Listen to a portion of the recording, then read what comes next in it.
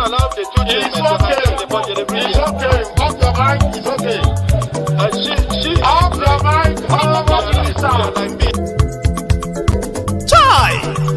Now wow, people wey suppose talk truth to power don't off mic. And if we talk, now 500,000 they go summer us, call them hate speech. But fear not, Maiyegun don't come. Ingo torchlight every corner, nooks and cranny of all these bad people where they spoil our country.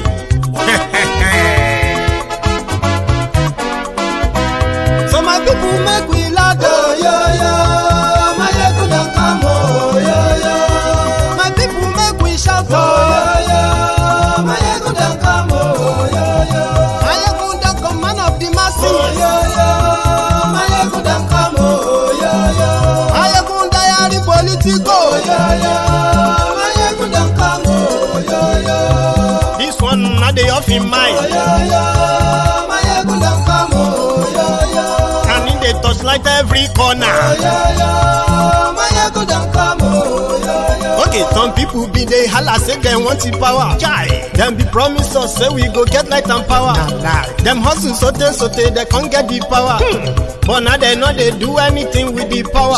Every day, dollar just they get the higher power over naira. See them talk say make we off mind. But thank God say Maiyegun don't come. So my people make you loud, oh yo yo. Maiyegun don't come, oh yo yo. My people make we shout, oh yo yo. Maiyegun don't come, oh yo yo. Maiyegun don't come, man of the masses, oh yo yo. Maiyegun don't come, oh yo yo. Maiyegun diary Politico, oh yo yo. Maiyegun don't come, oh yo yo. This one not they off in mind, oh yo yo. Maiyegun don't come, oh yo yo. Person where they do evil, no one make person talk. Them say that Maiyegun, that man too they talk. He too they talk. Say Maiyegun diary, he they hot like pepper. But every day then they take money in bulk. Poor man picking, they the street they hawk. Still them talk say make we no talk. But thank God say Maiyegun don't come. So my people make you loud, oh yo yo. Maiyegun don't come, oh yo yo. My people make you shout, oh yo yo. Maiyegun don't.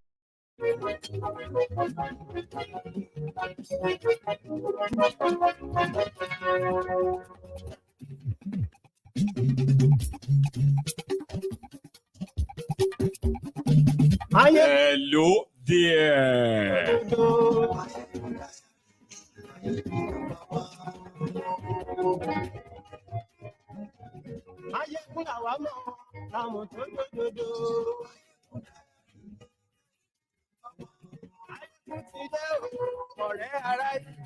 Good morning to you.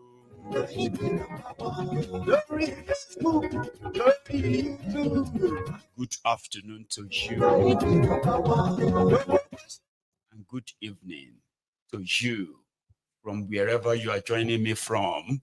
It is Maiyegun live.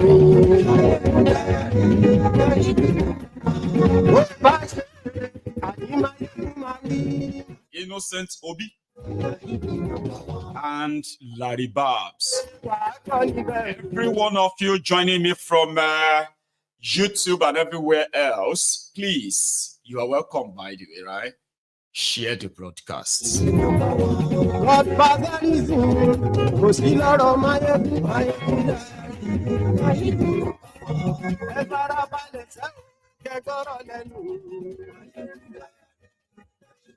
the next 4 hours, Thiefnubu's inglorious, kleptomaniac, directionless, as well as inefficient government will reach 1 year. You should share your own experience. What do you think Nigeria has been or become in the last 1 year? Be honest with yourself. At least, if you have been lying to yourself all this while, tonight should be an exception. 4,500, in fact, over 4,500 Nigerians were killed by terrorists in the last 665 days across Nigeria. And also, as reported by the NBS, National Bureau of Statistics, and so many other kind of verifiable sources, more than 7,000 Nigerians were officially kidnapped in the last 365 days under Thiefnubu.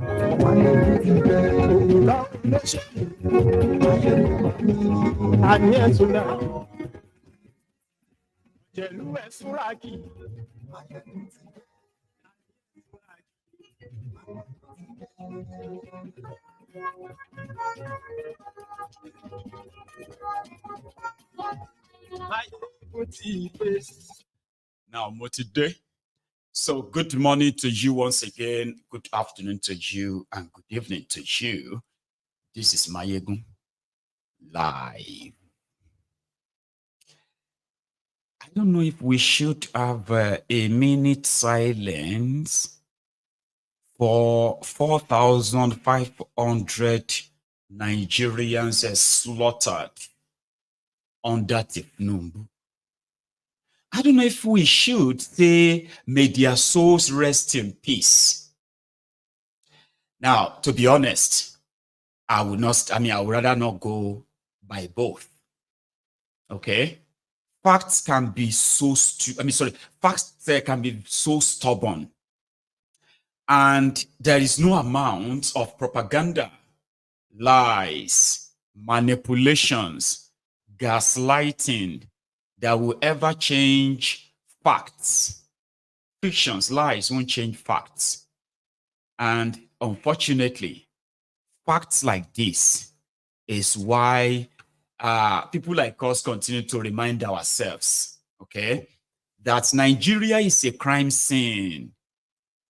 And may Nigeria not happen to you. It's a prayer that until Nigeria happens to you, you may never understand the meaning.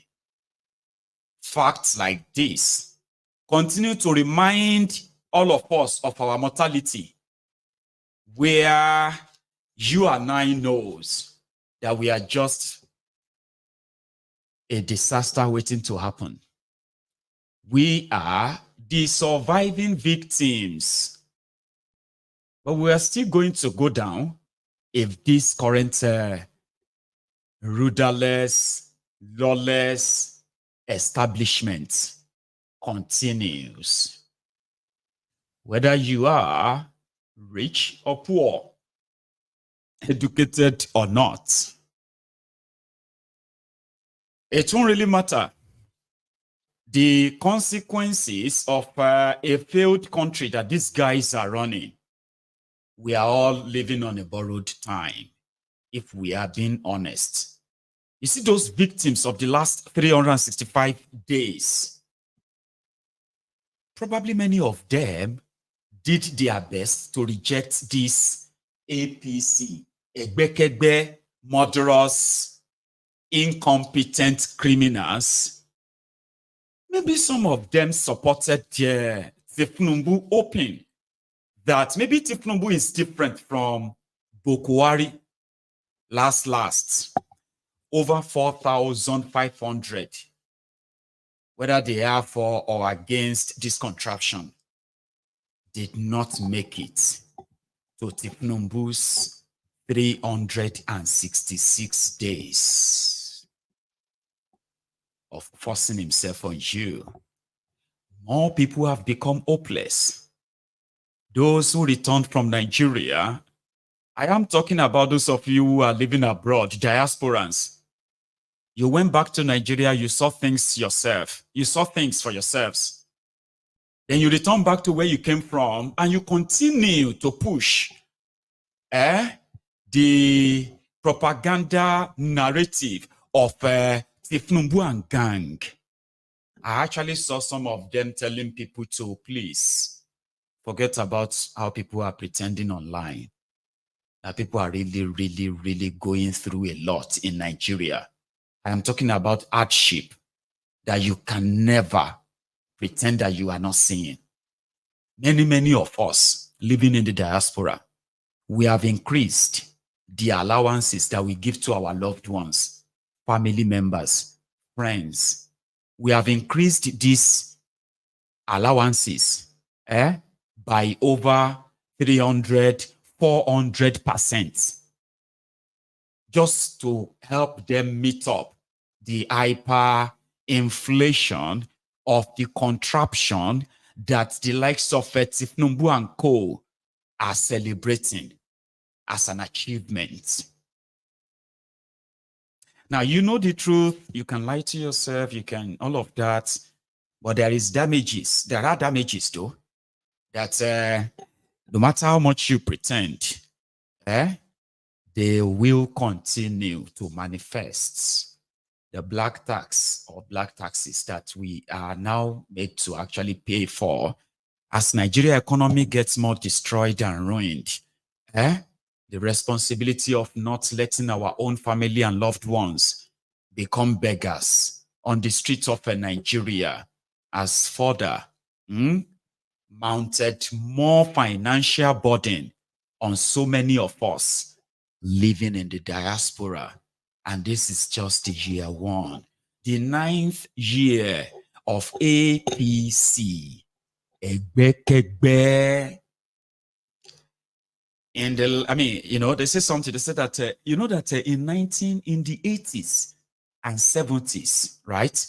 Nigeria economy, it wasn't great, but the monetary exchange and then the economy itself was quite much like, you know, better. I don't know if I should use better, because here it is, right? They rate country based on the GDP, gross domestic products. Okay, so which means what you produce, and that will tell the standard of living of your people, how many of them have jobs and how much are they being paid. But the salary of you know, the minimum wage, sort of the minimum wage of a regular worker in Nigeria in the 80s was put at over $2,000 in value, pretty much like a 2,000 naira. But it wasn't like 2,000 naira in salary a month. So it's like 2,000 naira per annum, $2,000 per annum. Okay. So they kind of measure country based on this. Okay. They will say, okay, how many people have jobs? What are they being paid? How much can their pay actually get them out there? Kind of that's how they wait. Nigeria has tanked. Nigeria has entered Kano in the last 9 years. You see, this last 1 year is the worst. So now the countries like, where is Nigeria? Look at Nigeria.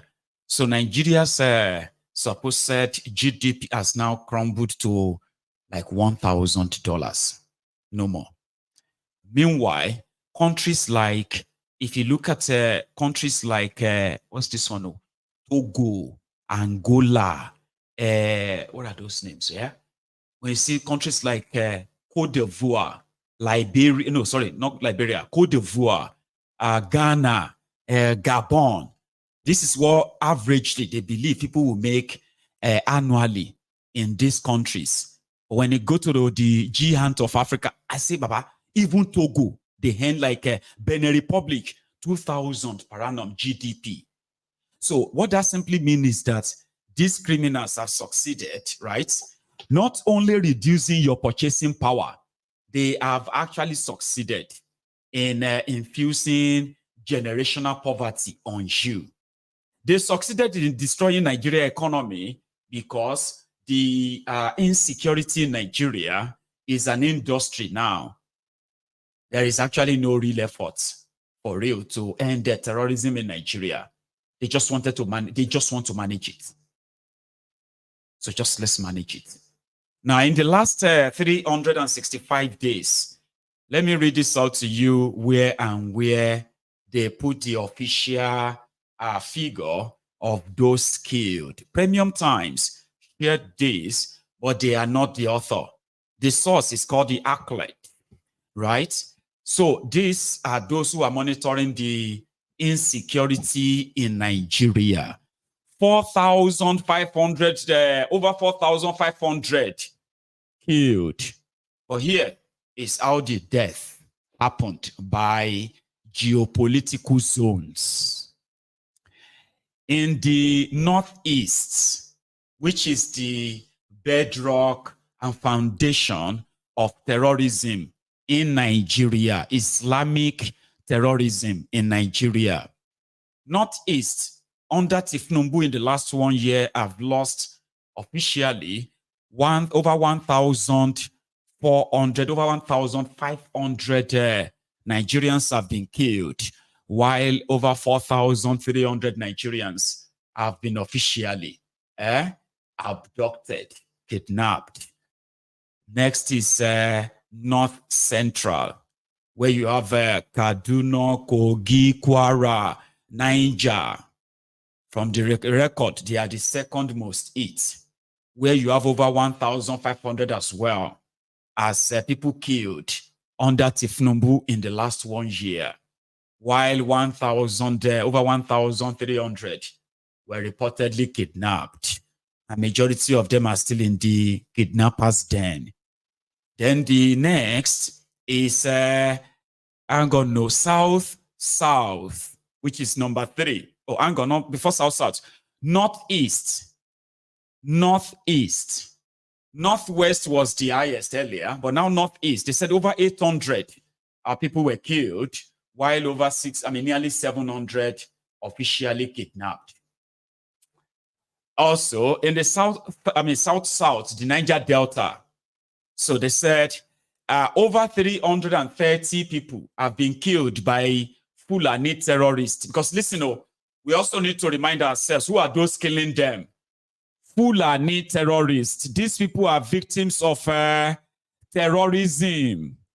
Those who were killed by Fulani terrorists across Nigeria. But you see, Northeast and Northwest, it is a mixture of Boko Haram and the Fulani terrorists. Now, going forward, then the Southeast, which is the Biafra land, over 300 people have been reportedly killed under Thiefnubu. Most of these deaths in eastern Nigeria, they are not just Fulani's killings, they are also the military, Nigeria military coordinated genocide that has been going on in eastern Nigeria for the last 8 years. Under Thiefnubu, they have managed again to kill over 310 Igbos. Most of these people were killed in Ebonyi, in Imo and Ebonyi. Then of recent, Enugu. Then Southwest Nigeria. Southwest is the least region with terrorism death in Nigeria, with 172 official. There could be more, or there is more, just like every other number. Now, the 172 people killed in Yoruba land under Thiefnubu in 1 year, they were killed by Fulani terrorists. Fulani terrorists. Those were the victims of Fulani terrorism in Yoruba land. And most of this death took place in areas in states like Ondo, Osun, and Oyo states. Partly as well, Ekiti and Ogun State. These are places where people have been killed in the last 365 days. So that's partly what you can, that's mainly what you can say is the bedrock of the poverty, corruption, incompetence, inefficiency, and all of that is associated with APC, Egbekegbe, and Thiefnubu in particular. Why Nigeria continue to enter the canal. Yesterday, he was in Lagos. I need to say this too before I continue. Presently, under Thiefnubu, petrol price moved and jumped from 167 naira to over 700 naira per liter today. Again, food inflation jumped from about 20% to over 40% today. Diesel price also jumped from over 800 naira to 1,450 naira. Well, inflation rate itself, which is different from food inflation, also moved from 18% to over 34% today. That is the official rate, though.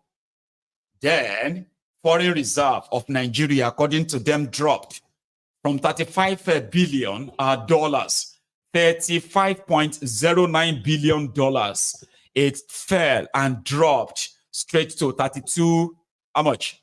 Yes, it fell to 32 billion. Hang on, no, let me take that out. $32.74 billion. So Thiefnubu and his gang, not only were they printing money in the last 1 year alone, from this record, Thiefnubu and his gang, they have managed to increase the public debt from 87 trillion to over 97 trillion, all in the last 365 days. They've also increased the interest rate. In the last 6 months, they have increased the interest rate of Nigeria for businesses and banks. They've increased it by, like about 6 times. They've increased their taxes by like 6 times in the last 365 days. But they are still trying to make sure that, according to them, and according to my source reminds me that, listen, before the end of 2024, Thiefnubu and his gang, they want to make sure that inflation and exchange rates, they are the same. So when the inflation hits 40%, interest rate in Nigeria will be 40%. Banks are not giving loan to businesses, but they are declaring profits. Do you know how? Because with the corrupt system that you have in Nigeria, they could pick your pockets by taking so many illegal, fraudulent charges from you. These charges, that charges, bank transfer, this transfer, that deposit, this one. They don't have to give loan to businesses to run the country. They will still be making profits by robbing you. Yeah? All of this in the last 365 days. So tomorrow, Thiefnubu initially was expected to probably read a pre-recorded message or speech to tell all of you how great he has done. Hope is here. Hope is here. Akpabiole is here. Bajabia Mole is here. What does it mean? What does he want? Hope is here. So he was in Abuja today after recommissioning the already commissioned concrete road that Dangote was purportedly built by Dangote after being given the tax rebate or tax break. Now, Bokohari commissioned that road. I expected it to, people have been using it, but now they have to wash it, clean it, and all of that. And they took Thiefnubu there yesterday to go and commission it as something to show for 1 year in office. It will also be commissioning car park, the National Assembly car park that they just renovated by Thiefnubu government. So as part of his achievement for the first year in office.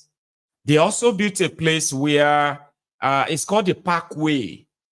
I think that one is a collection of, Township Road and what have you. I don't know.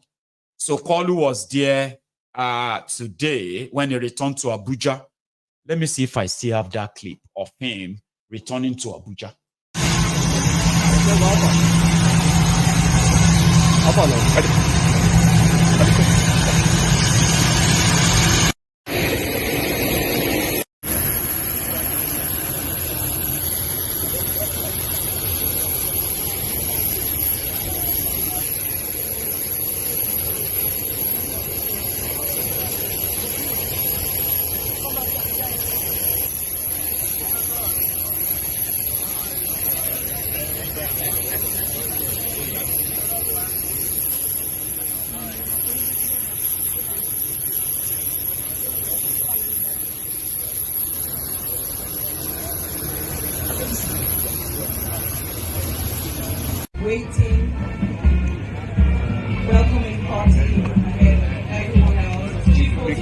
The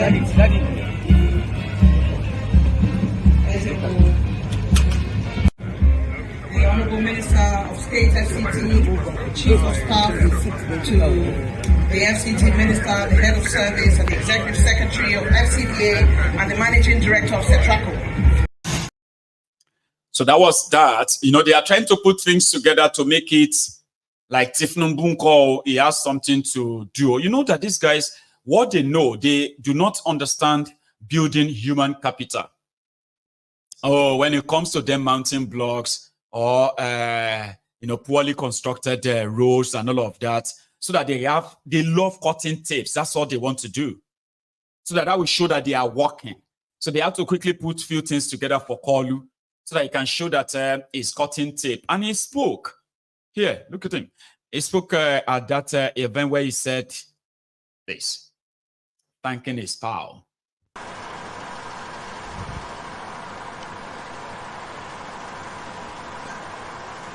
As we commemorate our first year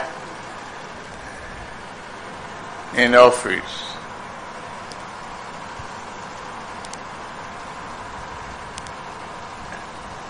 and I was inaugurated as the President of the Federal Republic of Nigeria, it is a great joy and challenge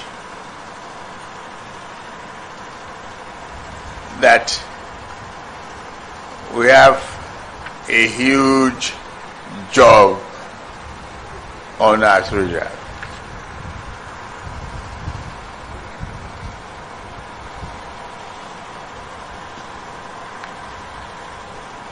But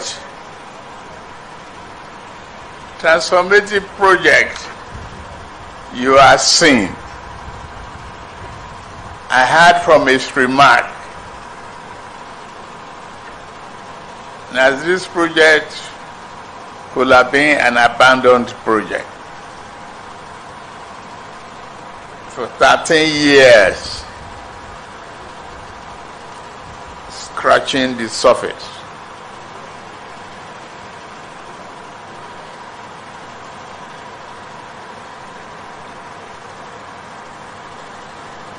Once again, our dear landlord, Barrister Wike, thank you for bringing life back to our Federal Capital Territory. I understand the Southern Parkway not only represents a physical artery that connects vital areas within FCT, but also symbolizes our collective aspirations for connectivity, ease of livelihood, accessibility, and progress. By providing a seamless and efficient transportation corridor, this roadway will not only ease traffic congestion, but also enhance mobility and creativity for the residents and visitors to FCT. The completion of the Southern Parkway underscores our commitment to inclusive and sustainable development as we strive to build a world-class capital city. We recognize the fact that infrastructure is an enabler of job, economic development, and prosperity. We believe we are going to achieve all of that.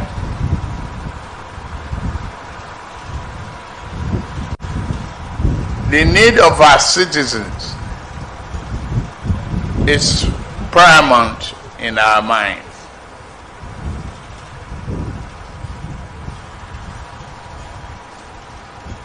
So for making our citizens the central focus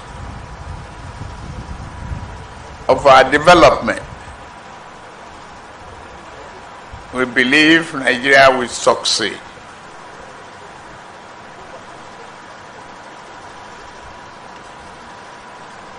As we formally inaugurate this road, I'm greatly honored I had him mentioning my name as the beneficiary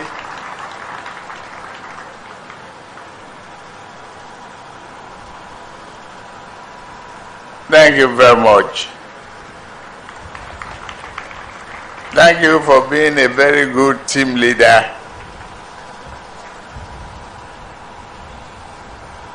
We all collectively will not let you down.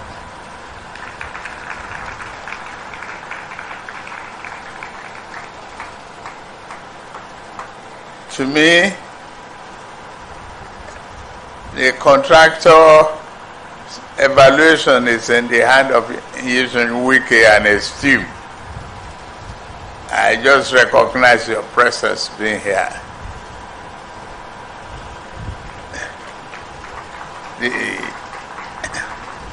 The meaning of the success is small job, more hard work.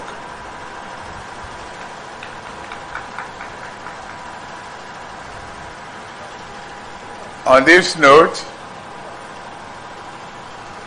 I think I am ready to call the tape and to get this road inaugurated. Thank you very much for listening. Nuisance lele. Nuisance lele. I told you it was there to go and cut tape of a road that they want to rehabilitate in order to celebrate Thiefnubu's 1 year. So Wale Wike has renamed the road after him, so that by next year he will go and commission it once it's completed. Wale Wike, mind you, to show that there is new guy in town, Wale Wike has managed to install the street light that their former guy bought and kept inside their FCT, whatever there, which is great. Put it to use. And few of the city is now lit at night, while the major residential areas are in darkness because light no day per se. So most of their street lights are now being powered in order to give this a brilliant look, in a way to say, oh yeah, we are preparing for 1 year. There's absolutely nothing significant or substantial that they can say they are embarking upon, or they've embarked upon last 1 year and it's gotten to that stage. Nothing. But Wale Wike has also managed, from what I heard, I haven't seen the pictures, I haven't seen the videos, and I'm looking for them. They said that Wale Wike has completed the renovation or rehabilitation of the metro line in Abuja, where the people of Abuja can use the metro. So they say Wale Wike has completed that, so they are going to use, complete, and they are going to use that to celebrate Thiefnubu's 1 year. So it's going to cut tape on that. It was supposed to read something recorded, and they will play that to you tomorrow morning before, but they've changed that. So they now said he's going to address all of you at the National Assembly with the senators and reps and all of them. I'm not asking you to look forward to it, but me, you know me now, I'm going to go look for wherever Lamba he has to give to them. Because for the record, you can come back to some of these videos and say, oh, he said that. No, he never said that. I don't believe he said that. Oh, he said it. He actually said it. Go and check Maiyegun's diary, Politico of so dates. Once you get to 38 minutes, start watching. You hear him, he said it there. So that's why we have to keep track and keep record of all of their madness. You who is living in Nigeria, all those of you who are taking responsibility or subsidizing other people in Nigeria, the last 1 year, if you are being honest, without living in denial, you can tell how changes of Thiefnubu's last 1 year is telling on your finances, on your healthcare, on so many things around you. But if you love it, you can continue to live in denial.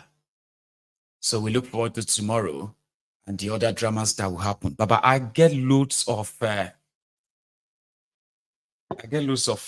troubling stuff, so I'm going to share with you tonight. And I will not be surprised if YouTube will ask me to delete some of them. But I will show it to you first. And that is a privilege.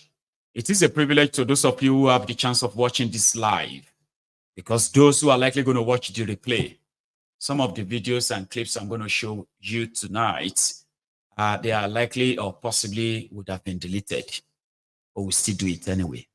Okay. Now, first, I'm going to stop by in Kano, where they are having the Game of Thrones.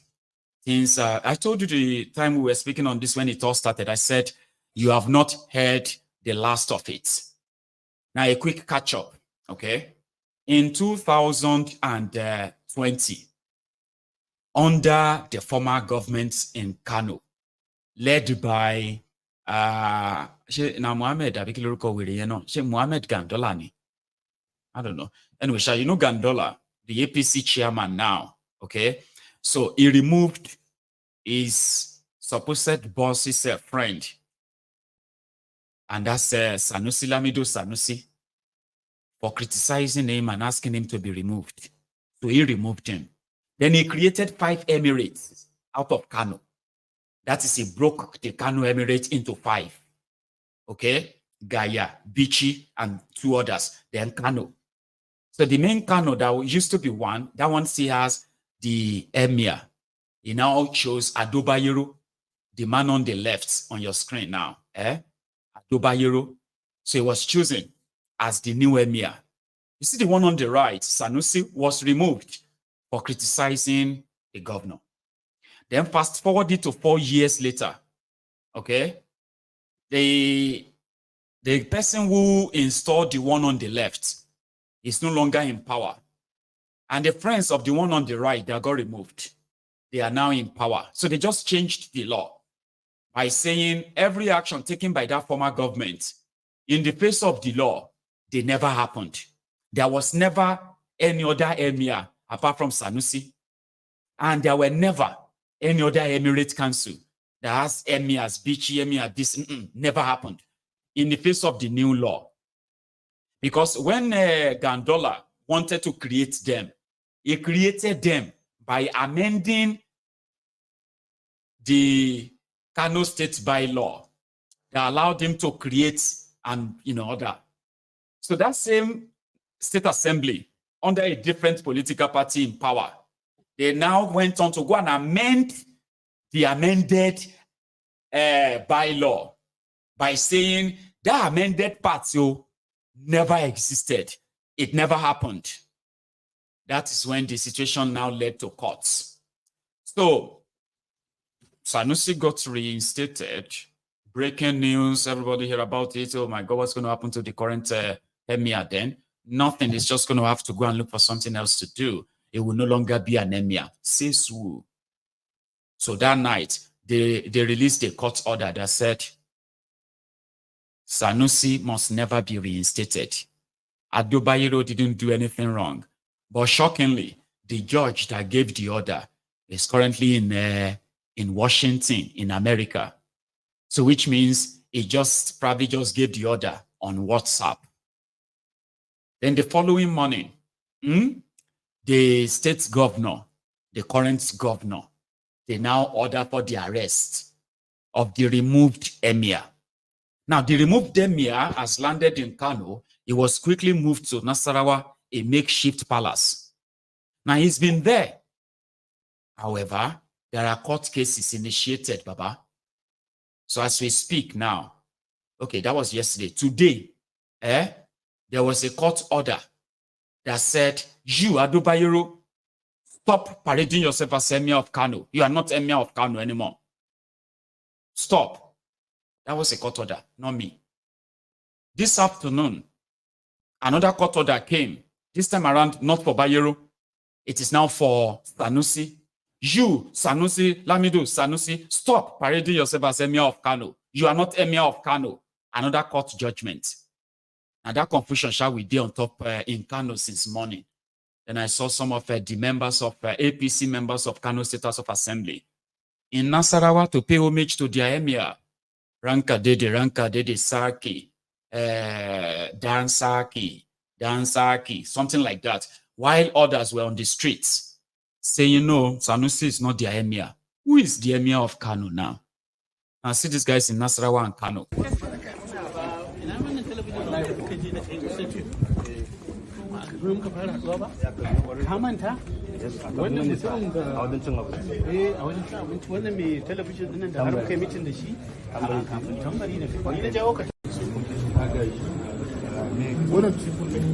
Wannan doguwa, wannan lambata.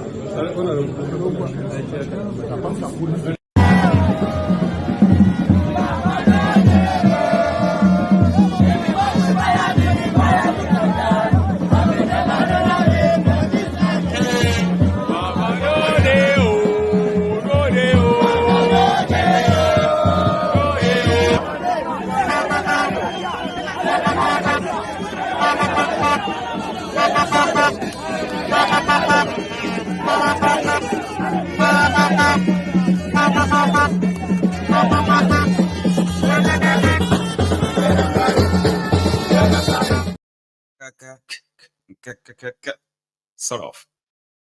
While their Emir currently, it should be evicted from that Nasarawa palace. Yes, that was what the court order said. The court said, you are Dubayero, you are not the Emir of Kano anymore. Stop parading yourself as Emir of Kano. Vacate that palace and stop pretending that you are Emir. Immediately that court said that. It can't be like say they double this security. This is what the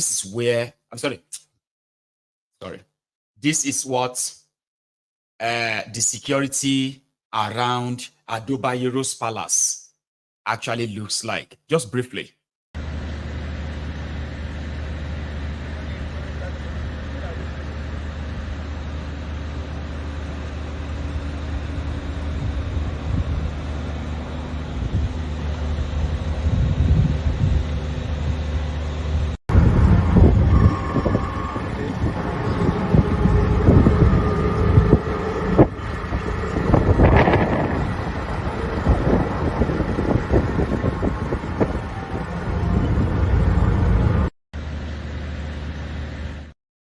I think that is called Rumfa Palace in Nasarawa, I think. Because I don't kind of like really follow some of those names too, right? If anybody try to come and arrest you or evict you from this palace, shoot them in here. Yeah. I think that's the order Ribadu gave to those soldiers. So currently we are trying to figure out who is the official Emir of Kano. Does anybody know who is the main Emir? Sanusi will be the main Emir. But this one, it will now be, or they will have to settle it this way. One true emperor. If I am asked to give them solution, because all of them are ceremonial anyway, who are feeding fat on the Alimajiri as well as the poorest of the poor of Kano. So you can just make Sanusi, Emir admin, and then make Bayero Emir academy. So admin, academy. You can let the one will be academy remain in Nasarawa, Emir, Lemir, and Je. There are those who recognize him as their Emir. Let him be the Emir Arcade.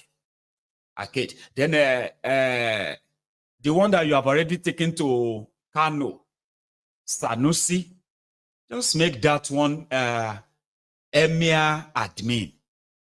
Lobaton. Buy them cars, let them kind of walk about and feel like they are Emir. And there will be no much of a trouble. If you ask me, because trouble is one thing. See, normally people say you don't have to look for trouble. In Nigeria, trouble can be looking for you. It's actually looking for you. So it is now left for you. I mean, it's now left to you, and see if you can undo the trouble that is possibly looking for you.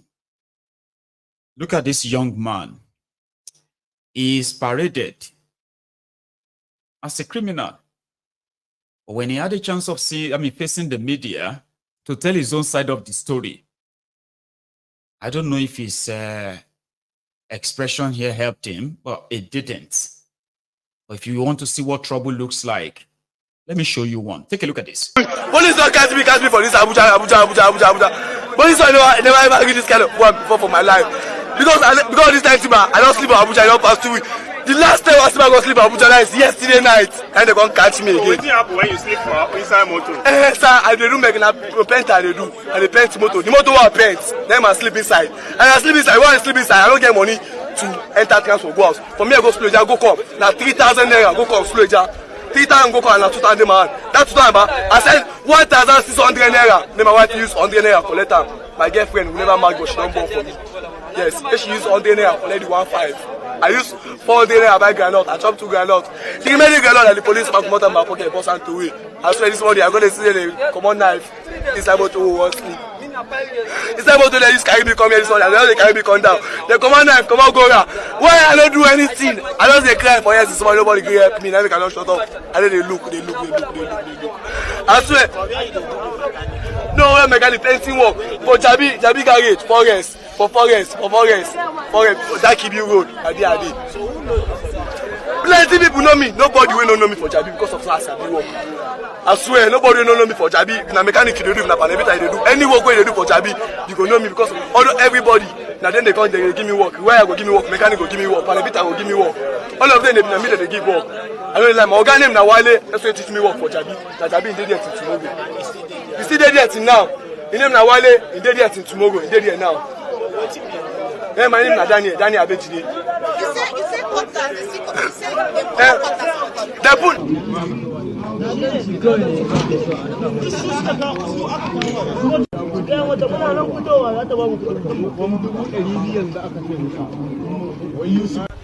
because of the several complaints received from members of the public about the activities of the criminal group that termed themselves with the name of Babambola.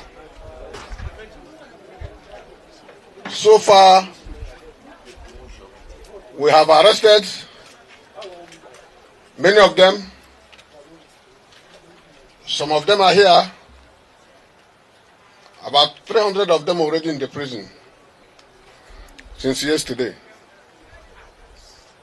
We want to clean the city because we have seen that some of them, in the disguise that they are Babambolas or pickers, they end up robbing the house and vicinity of where they have gone. When you leave your house, before you come in, a lot of your things will be missing. If you know what to recover from them, generators, you can see their knives, their equipments. In Zuba, we recovered 2 guns from Babambola group in Zuba. And all people's household equipments were recovered from them. So they are not ordinary. Many of them are not even Nigerians. But we are going to do our best to ensure safety of every household in FCT. It's the beginning of the cleansing. It's the beginning of the cleansing. 300 of them have been remanded yesterday. These are the remnants. The fight continues until the city. So if you are running away from trouble, trouble could be looking for you everywhere as well. Okay? And that's just about trouble. But what about those who, sometimes when the trouble comes after you, which it does every now and then, especially in that contraption. Wala everything, wala everywhere. Kilo dig or not. But many people don't live to tell the story. See, I have heard the story of two brothers who got killed, allegedly by the Nigerian vigilantes in Abia State. Well, somehow, I really couldn't really put the whole thing together. A lady did, and I'm sharing the story with you. Nigeria. Greetings, good people of Nigeria. Greetings, my good people of Abia State. Ndabia moromno, mamano. Bikono, this is a cry for help. I need Relemaka. His Excellency, Dr. Alex Oti of Abia State, Commissioner of Police in Abia State, we need your support. This is too much for a mother, for a family to handle. I don't know why Nigerians, why we like taking laws into our hands. Why? Why do we keep buying people for nothing? They just buy them. Two blood brothers. Look at the one that happened in the university in Oyo. They flogged that young boy from 10 p.m. to 6 a.m. Now my Abia sister, Esther Ugochukwu, known as a Simple Essay on Facebook and Instagram, sent me DMs, sent me messages on my WhatsApp, crying, wailing, how they pied his two brothers, blood brothers from the same mother, from the same father, from Abia State in Ozuakole, the Vigilante and some other boys. Please, this is too much. We cannot keep quiet. We need help. Dr. Alex Oti, you have to use your good office. For the past 1 year, you've been wonderful. Please do something. Now, let's listen to this girl talk. I start from Abia State. According to be precise. Kano Vigilante killed 2 of my brothers.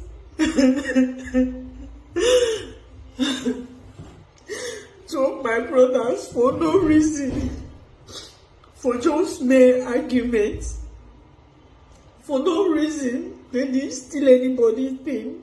They didn't kill anyone.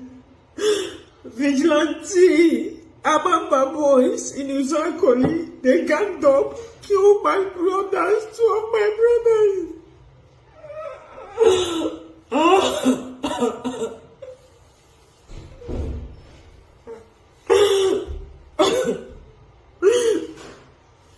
Guys, they did this thing because they feel say they don't see anybody in my family. I don't get father. My father died a very long time ago. He was just my mom. It was just my mom since we were suffering. My mother only hope that her sufferness, she don't get remarried just because she don't want to leave us. My 2 brothers, the only hope she have, I would think.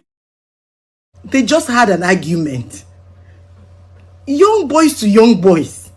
The next thing, the other people feel they can overpower them. Bite the first boy. People ran and went and called the elder brother, who was sleeping. He was sleeping. He came out. He started asking questions. What happened to my brother? Why did you people do this to my brother? Bam! Habido tibia, tibuoya. Bind him at the same time. How would their poor mother, a widow that lost the husband over how many years ago, that has been training the children for her to reap the fruit of her labor? These people that did this thing, they have to be held accountable for this. Please. Amen, dear sister. So the story is pretty much like, the usual boys' arguments, and then some people were like, well, okay, we'll show you. And that's it. Kill 2 brothers. in a community in Abia State. Those brothers would never be, they will never have their lives back. They never live to tell this story, unfortunately. How about those who got stopped? Okay, before I got there, before I get to that one, another thing that will tell you what a country Nigeria is, and as you will also kind of, agree, even if you don't want to agree, you will later agree with me, that there are so many mad people in Nigeria, especially those ones inside their government or public service as well. Military, police, and the rest of them. These are lunatics in uniform, no doubt.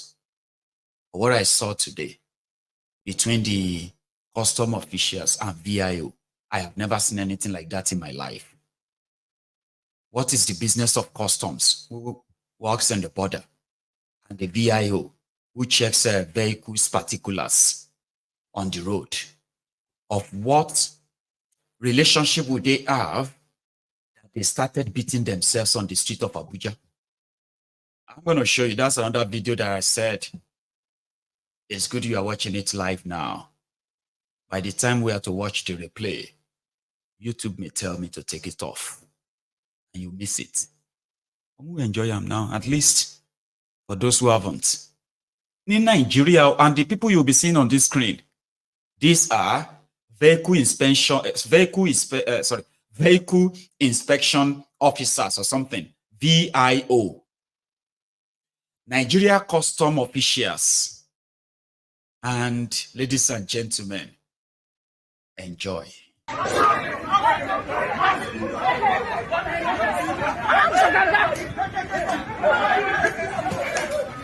What is this now? What is this now? What is this now? What is this now? What is this for that? What is that fire devil? Jesus, what is this? Hey, Karim, don't go there.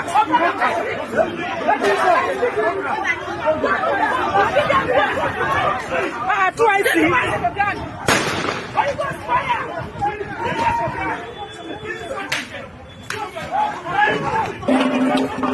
Now custom video.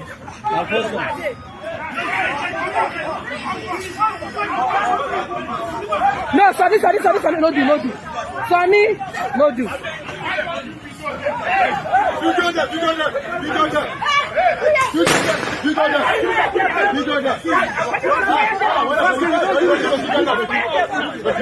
You go there.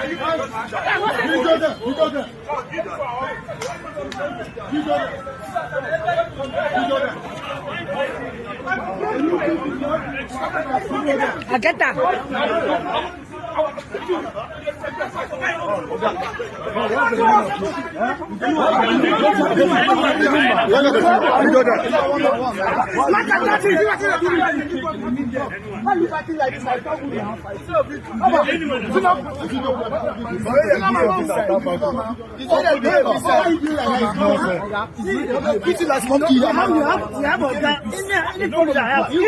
Can someone do that in your office? Can they do it in your office?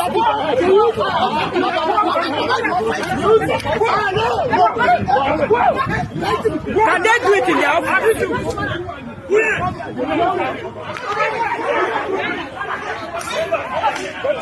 Can they do it in your office?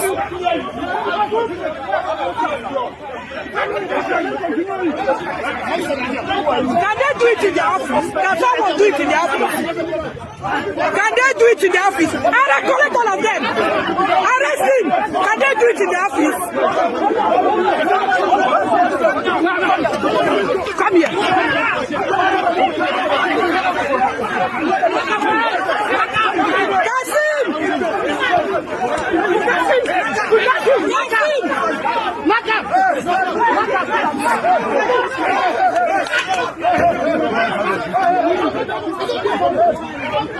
Can they do that? Can they do what you did in the office? Can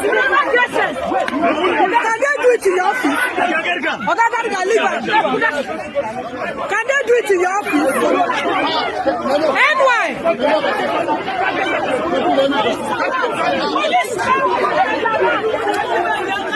Can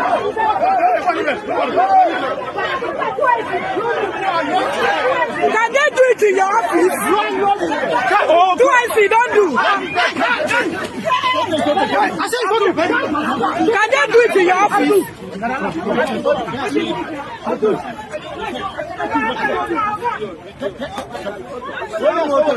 They fit go for their own office. When they enter here, come they beat people. Enter twice the office, they beat twice. Enter twice the office, they beat twice. They fit go for their own office. Can they do it in their own office? Enter twice the office, they beat them.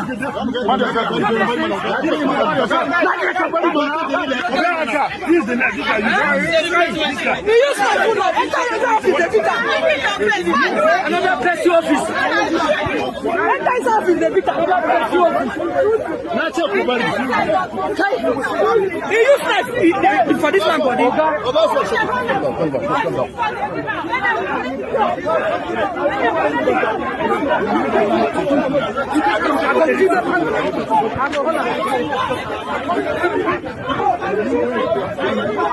They just enter twice the office, come they beat the man. So what's happen?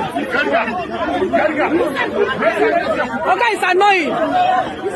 It's annoying. Just enter his office, they beat this man.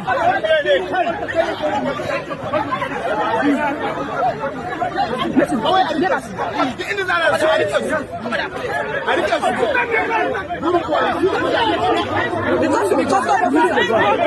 to be custom officer.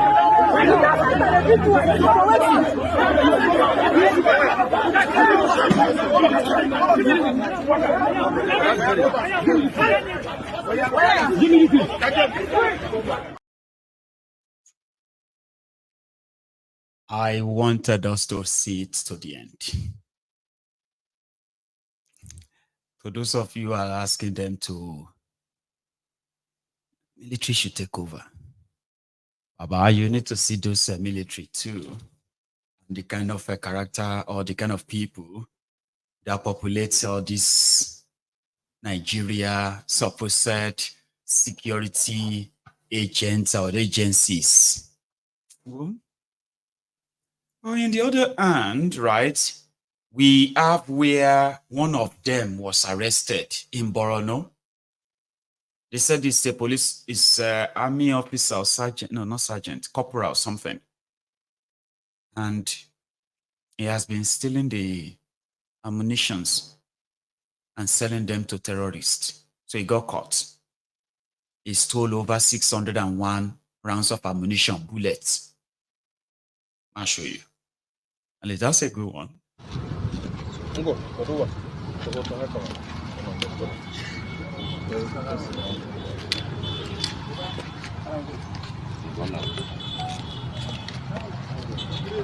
Chief, how are you?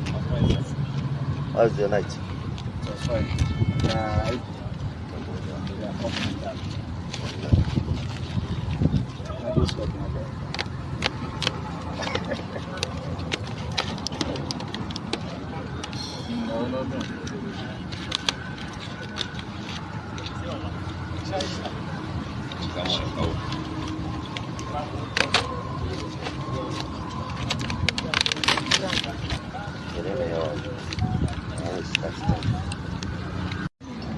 Okay.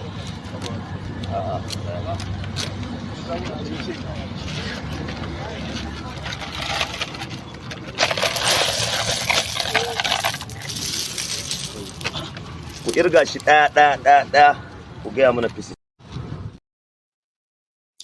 So that's a supposed soldier that kept stealing bullets so that he could go and sell them to terrorists.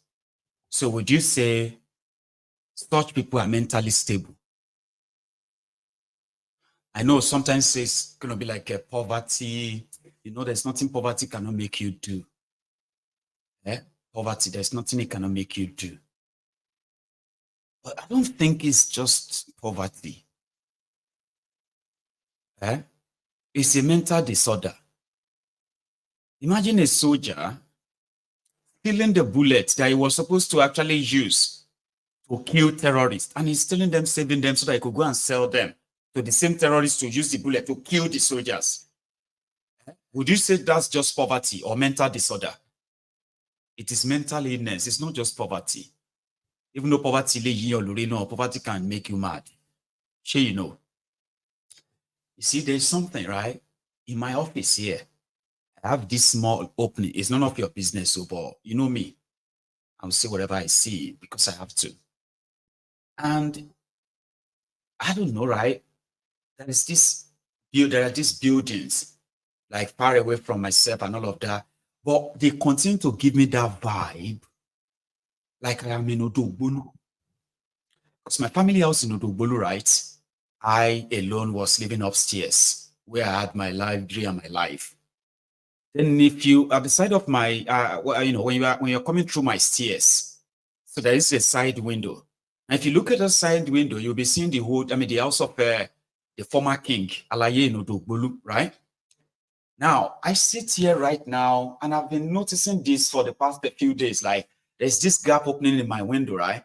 And these buildings are in front of me just gave me that vibe of Alaye of, then the other house there, the other one, then Mal Hotel, Odogbolu. That's the tallest building in Odogbolu. There is this high-rise at the other side of these buildings, right? And it's giving, God damn it, I don't know. It just kind of took my mind. As I was talking to you and I'm looking up, I just felt like I'm in Odogbolu. I don't know if that's weird, right? It's weird. So let's forget about that. Anyway, yeah, I consider that madness, mental illness, just the same mental illness that is okay, maybe I should hold it back. You know why? I remember when I said something about mental health. Because of the way we see it here. When people have mental health problems, anybody can have it. If you do have it, most of the time, it's not something you actually like make mockery of. It's a serious stuff that requires a lot of passion, support, and prayer for the people who are suffering from it. Sure, you get. And Nigeria politicians, one true emperor once told me here, no, don't ever use that line for them. Don't ever be tempted. Even if we know say they are mad, we cannot treat them as mad people. We have to treat them as criminals. That's better than mad people. Because when they are truly mad, that means people like us cannot really do anything. We can say everything they have been doing to you now because they're mad. So it wasn't them. And that's not fair on the victims, on their victims. So that's why I'm going to hold it back. I'm not going to use that for these criminals. They are criminals. But sometimes their actions can make you feel like, shit, except somebody will get mental problems, sha. There is money meant to build hospitals. You took the money to go and buy a car for yourself. And then you started doing Baba giveaway. Hospitals is not built. People who need the hospital can't go to them. And then you are still like happy and you say, you are their leader. I'm the leader of my people. Is that not mental problem? But they said, no, Maiyegun, it's not mental problem. It is criminal. It is criminality. Treat it and say it exactly what it is. It is crime. It is criminal. And that's exactly what I'm going to say. A police officer or a military or a soldier that decided to use the bullet issued to him to go and sell it to terrorists to kill his own colleague, it is not mental problem. It is criminally. Right? So that I don't start speaking for those who can now claim mental illness. I have people who have done horrible things. And then when it is time for them to be held responsible, they say they get choco, they get mental illness, mental problem. And there's nothing they can do to them because, they have mental problem. The most you can do to them right now is to send them, don't send them to prison. Please send them to the shrink. So it's a mockery to call the Nigerian criminal politicians mental health patient. They may be scoring, but they do know what they are doing. None of them has stolen your money. And say, okay, say, Ogun State governor, Ogun State governor don't run mad, he dey airport, he dey come from Abuja, And a day airport, the guy, some guys were carrying money for him. Then the next thing, Ogun State Governor Jokon Yawere in the airport, Nisha, he don't run, enter my, they look for him. They say, why? They say, because, you know what I mean? And then, you know, let's say, okay, Ogun State Governor started there, throwing money, billions of naira inside bag. He started throwing it out. He started throwing it everywhere. And everybody was so surprised. Ogun State Governor, is that not Ogun State money? Because he's mad. That's why he didn't know what he's doing. So the money, he planned to steal the money. But because he's a madman, he just forgot. And he forgot that the money was being stolen. So he just dropped it at the airport and he ran enter markets. Have you ever seen anything like that before? So that's why I agree with one true emperor that they are not mad. Okay? They are criminals. Simple as APC. So, well, here is another. I'm talking about Ogun State Governor. Let me show you how how a traditional ruler, Oba Itori, Onitori of Itori, somewhere in Ogun State, right? Speaking to the governor, the emperor of Ogun State, the dubious Dapo. The man on his knee is a king. The man seated is a politician that is also the governor. His name is Dubious Dapo, the Ogun State governor. The former deputy governor of Lagos State, His Excellency Otunba Femi Pedro, you are also there. The former member House of Representatives, Honorable Alao Toshe Eniyan, Mansour Alao Sheikh, Assalamu alaikum wa rahmatullahi wa barakatuh. I also want to recognize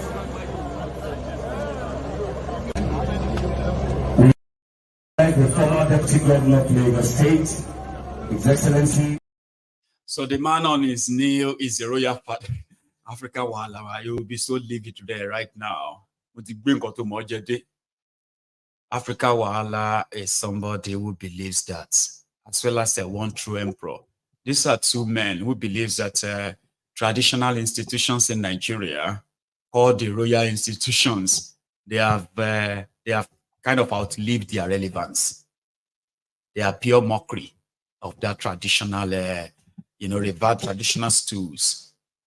Okay, so immediately Odun Baku, APC leader, approached Dubious Dapo. He had respect for his political leaders.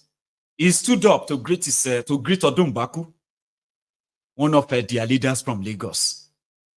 But Onitori of Itori, King Itori, was on his knees talking to the emperor. That is Nigeria, ladies and gentlemen. And you see those Olori Bruku Ajiya, yes, they born to suffer, suffering and smiling suffer heads. If I say something about any of their royal fathers, they go tell me what will happen to me. Why? You are not a true Yoruba. A true Yoruba cannot be talking like that. You have to respect our foam. You go to see them, they foam for mouth. Masturbating in public, like say they are the guardian, protector of Yoruba culture or of African culture. And we have seen the mockery, the old mockery. It's a pure bullshit, man. I promise you. But even at that, there used to be something that we sort of, we cherished. But that has changed a lot. So something happened. Policemen saw 3 guys in Nigeria. 3 guys. And they stopped them for stop and search. And as usual, you know that a Nigerian policeman is just about anything for us. Waiting you have for us. Well, the guys kind of like, we didn't have anything. So from the police officer's point, he told them to go. Only for the police officer to be called into their DPO's office. Why did you rob those 3 boys of jewelries that is more than 28 million naira jewelry? No, I didn't. No, sir. You did. Yes, you did. No, I didn't. But now, who robbed these 3 guys? They are jewelries. Now, here is the story. You see, sometimes you kind of like men in black are so evil that you can easily probably call them the devil. When you do something, you say, Martinelli, how could you do that? Eh? Martinelli, look at what you have done. Why would you even do this? And then Martinelli will just have to change his set. Look, I'm like, it's not me, it's the devil. You know that? Just be like, it's not me, it's the devil. Devil. Martinelli, devil. First time, second time, third time, devil. So you can easily just point out the Nigerian police. Okay, not devil. It's not me, it's the Nigerian policeman. What do you mean Nigerian policeman? They say, well, because they are evil. But sometimes, like we have said many times, the level at which Nigerians lie, then turn around to blame it on the devil. Even devil is shocked. You know that kind of thing. But they will say, Maiyegun, sit down. Maiyegun, Yusuf, sit down. Okay? So, Maiyegun, how did you do it? Your wife is here. This is your house help. How did you? She said you have been shaking her and shaking her for the past 6 months, non-stop. Your wife is here. Why would you do that? 6 months. I mean, I don't even know that she's pregnant now. She's pregnant. Because I don't know, like, I'm just giving you a scenario now. And then I am like, fuck now. 6 months, your house help, she's pregnant. And then you turn and be like, Papa, please, let me beg my wife. It is the work of the devil. I don't know what came inside me. You know that if devil is working, is passing, it will be shocked. Me? How? When? That kind of thing, like the devil will just like, no, it's not me. If devil can talk. No, I wasn't there when he was shaking out. That's exactly what it feels like when they told the policemen that the policemen took the chains. And they were like, when? Only for the truth to come out later. Here. As the guy give me the gold, so we call reach RRS and do stop and search. As they do stop and search, we come waka go. So this Nnamdi say he want change cloth. Then when he open him back, changing cloth, he can't see in gold no there. He can't define in gold. I can't call him brother, tell him say, that how to know with this gold wey your brother they look for. He say no. He can't say okay. No wahala. I can't follow and talk say okay. You can't follow one lady talk. He give am something make she carry go. From there, we now come back to Asaba. Then when we come RRS office, they search the RRS. They no see him. They can't start to search me. They can't see him for my inner pockets. Okay, just like he has said, they concealed this gold before they got to the checkpoint.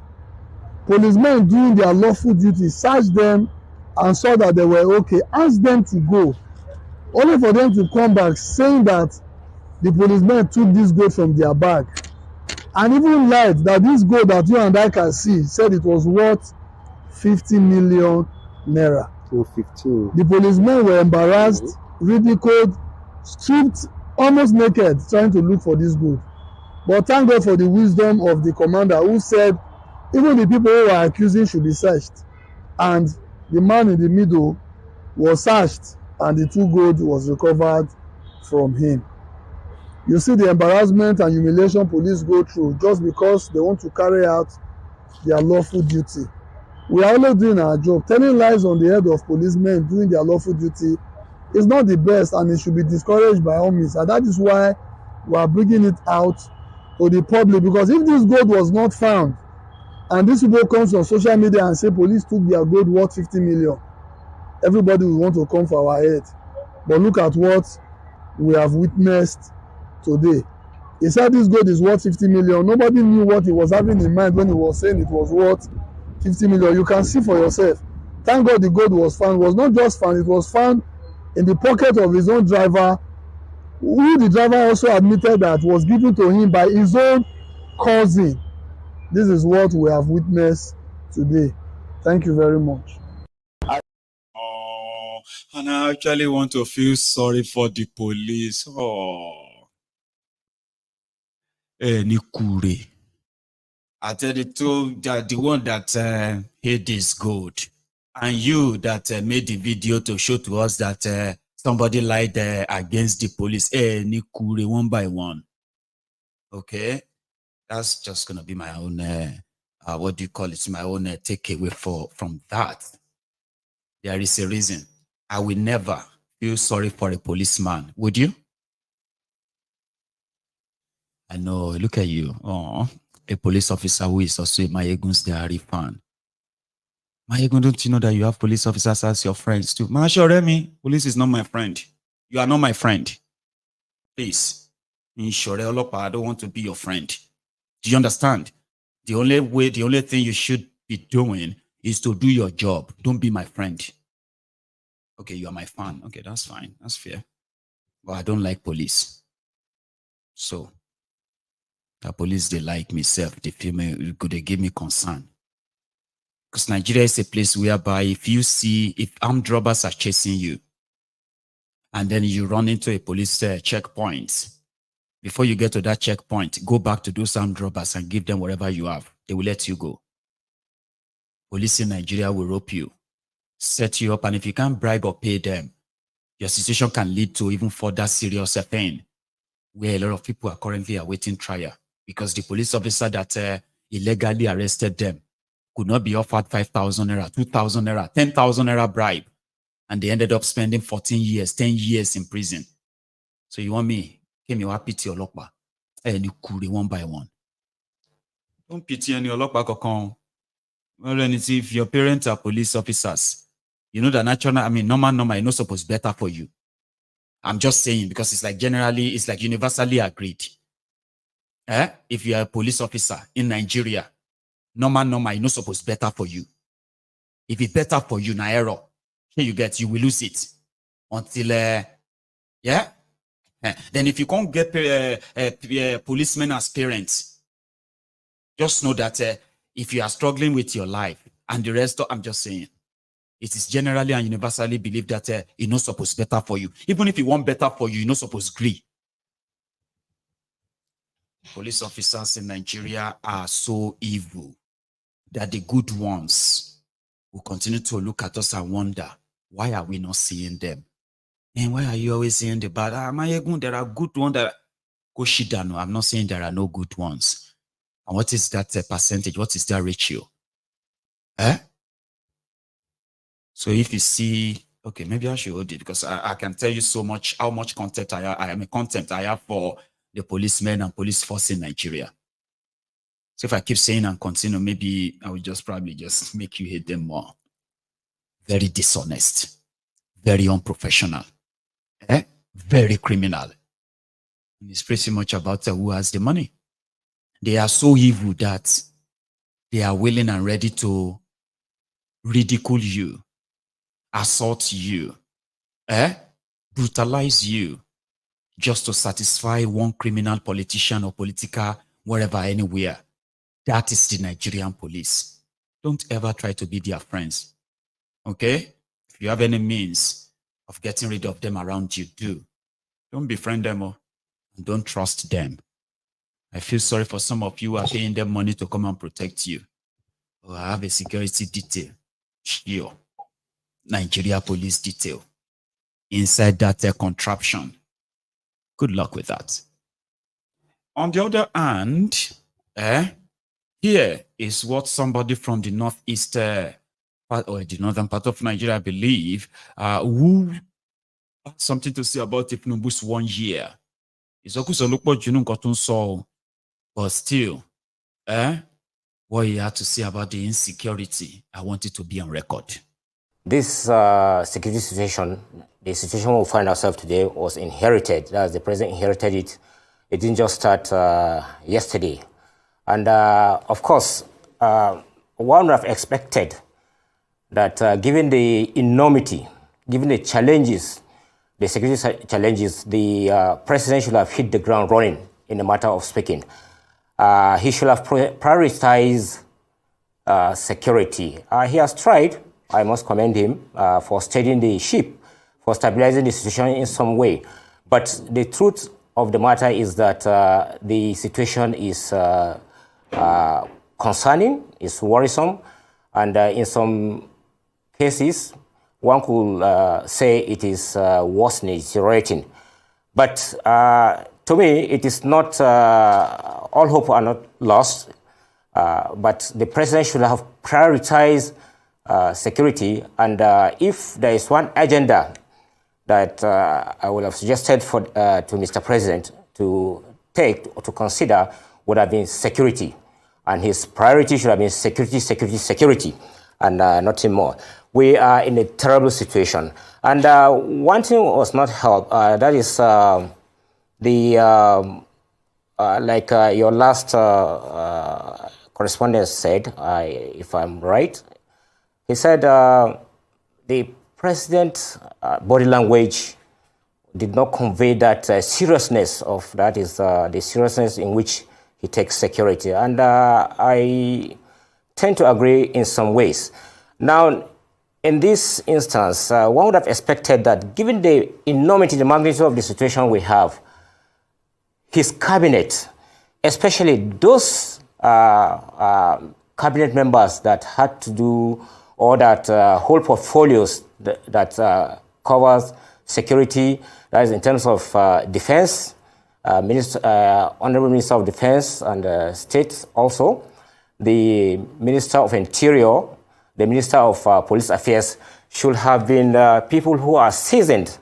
I mean, one is not saying that you should have retired generals or retired military officers or people who are in who are in security field to necessarily hold a portfolio of defense. But given the situation we find ourselves, I think the current appointees there square pegs in a round hole, in a manner of speaking. They are not suitable for the appointment, in my own opinion, and that conveyed to me, it conveys that is, I mean, that this is not of high priority to Mr. President. Reason again for advocating that the appointees, the team, the national security team should be equal, should be square pegs in square hole, is that, right, the service chiefs, that is the Army, Navy, and Air Force, and also the Chief of Defense Staff, and in my opinion also the National Security Advisor, are good picks. They are, I mean, you couldn't get better people to fill that appointment. But in the case of Minister of Defense, for instance, you need seasoned people. Given the situation we found ourselves, we're in a crisis situation. It should have been perhaps retired military officer of any of the service, or somebody who has been, who is seasoned in security affairs to head that, because it will help the service chiefs. He needs people to drive his agenda. That is the security agenda, the process.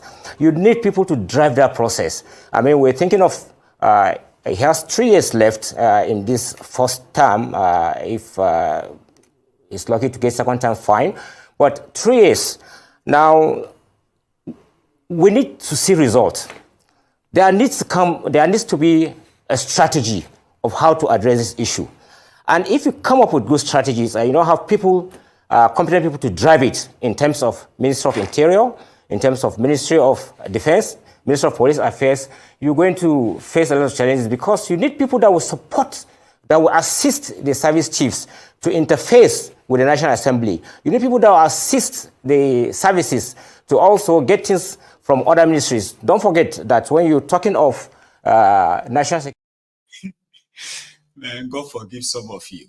You see, sometimes, I mean, some things can just come out and not so nice to a lot of us here, and the reaction is going to be like, "Hello, Shile, wait till this one they talk." He's trying to. That's what you will get when you want to try to lie. That's why I played you the video. So you get. He knew that they were all in soup in Nigeria, okay, but he didn't want to say it that way. So he wanted to say, he was trying to now kind of package it in a way to make it look like Thiefnubu is not the problem, but the people he appointed. But there are some good ones, but there are some bad ones. So he's now trying to pick the good ones that he can now say how good they are. At least if you want to say this one is good, you should be able to say, take for instance now, the Minister of Kineko, look at what they are doing, right? We should encourage that one. He's struggling because none is good. You cannot sell something that is not real. A snake oil seller. That's who they are. And that's how confused you are going to be. It's just going to be like, you will not make any sense. You'll be sounding stupid, trying to explain to us what Thiefnubu is doing. You'll be sounding stupid. Ask those who were explaining to us what Bokohari was doing. And then, because we didn't understand, they were the ones trying to make us understand. They were sounding stupid. Sounding stupid. But, you know, you cannot shame the shameless, is what they say. So I'm going to take you back to Abia, where I found the Yoruba community saying, or should I say, passing a vote of confidence on Alex Otti. And they had this to say, just for the record, Yorubas in Abia. In the state that you help us to be part of your administration. We pray it will not even end in 4 years, it will end in 7 years' time. And so shall it be in Jesus' name. We ask that you help us, that one of the community member, which you can help us to approve it, to be one of your commissioner, special advisor, as you may fit to be. Thank you. God bless you all.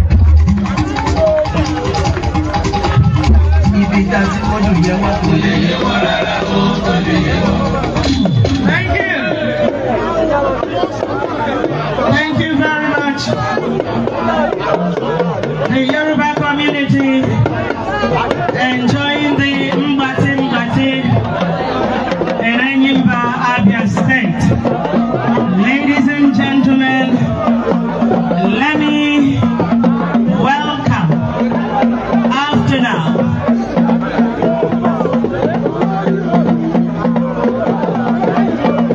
Thank you, Yoruba community.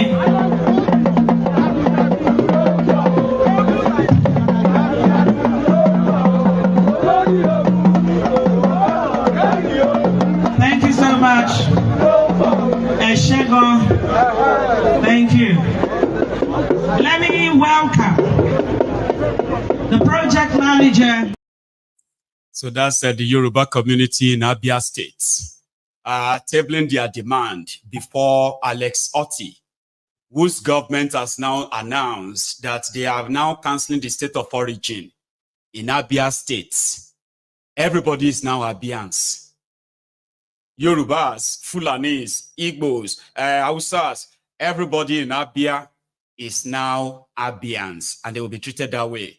So the Yoruba community were telling Alex Otti that, they appreciate all he has been doing, but you shouldn't forget that they would love to be given commissioners, personal assistants, or special advisors in his government, so as to give them sense of belonging.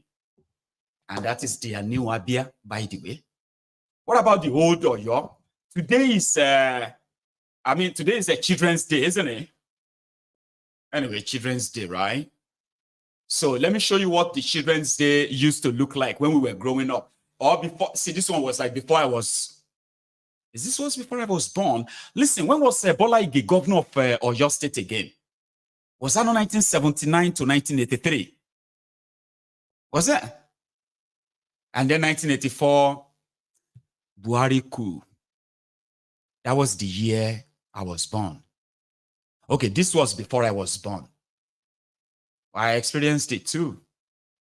As a kid, as a school kid, where you have to make sure that your uniform is it's washed, dry, ironed before tomorrow morning, because we are going for a march pass where the governor is going to come, or even the local government chairman, depends.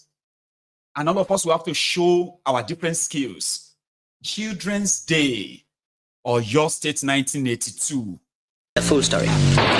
May 27 is the day the nation has set aside as the National Children's Day for the purpose of focusing attention on the needs and rights of youths as the potential future nation builders. This day is also a day to commemorate the creation of 12 states in Nigeria, which was 27 May 1967. The opening ceremonies of the day's activities at the Ibadan Liberty Stadium was slightly disturbed when rain began to pour.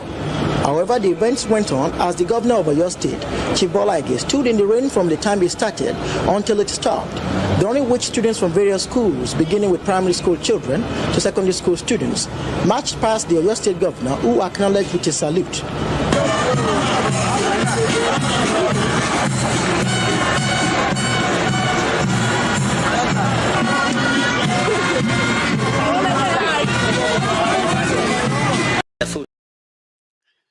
That was when the public school were the quality schools.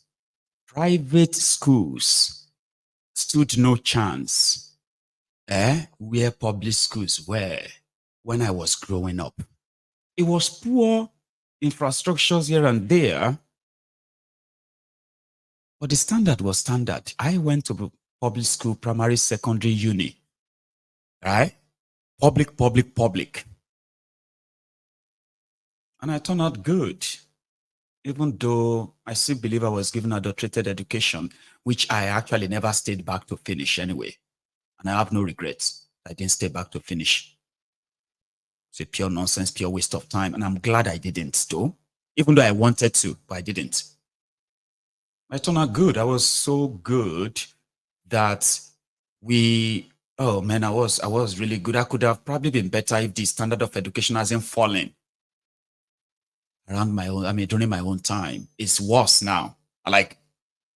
Now they bill me almost 1 million naira every 3 months just to pay the school fees of my own 3 kids in Nigeria. Baba, I went to school free, and it was standard. There were standard then. But right now from our own time, these teachers started bringing egusi and beans and other things for us to pick. During the school hour. But anyway, good old days. You all have your own nostalgic memories about that place. Many of them that we may never get back again, ever. Unfortunately. So yeah, there is this info I need to share with you. Just before we go, I don't know. I don't want to read any meaning to it, but could you tell me what this means? Does this mean anything? This picture was taken at a place where Thiefnubu was commissioning road earlier. That video I showed you earlier. Does this make it, like for optics sake, right? Wike is the minister. Thiefnubu is the president. The lady on the side of Wike is the junior minister. See where Kalu sits. See where they have to make him sit. Anyway, I'll keep it to myself. The state of Nigeria today is what you have on your screen right now. When it comes to, according to this inflation rates, under Obasanjo, it decreased. And that was the only time inflation decreased in Nigeria. The first and the last time. Under Yaradua, it started growing up. Under Jonathan, it was 11.8%. Under Bokohari, it was 12.8%. Under Kalu, it is over 33%. I think that's all I think you should know. All you need to know if you are looking for or looking into the 1 year of Thiefnubu's inglorious Shegemetin. Oh, where is that Shegemetin? The one we recommended for everybody that is passing through Thiefnubu's Shege. Use Shegemetin. Amoxicillin plus clavonate potassium. Use 2 in the morning, use 2 per day, 14 of them a week, and then you can see shege into you. Anyway, I'm just like just playing about now. Okay, let's take calls. Let's take calls. So I'm gonna go make myself a fresh tea.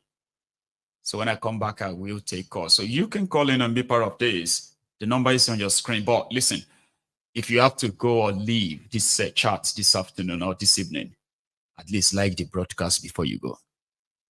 Will you? Anyway, I will be back. Don't go anywhere, brethren.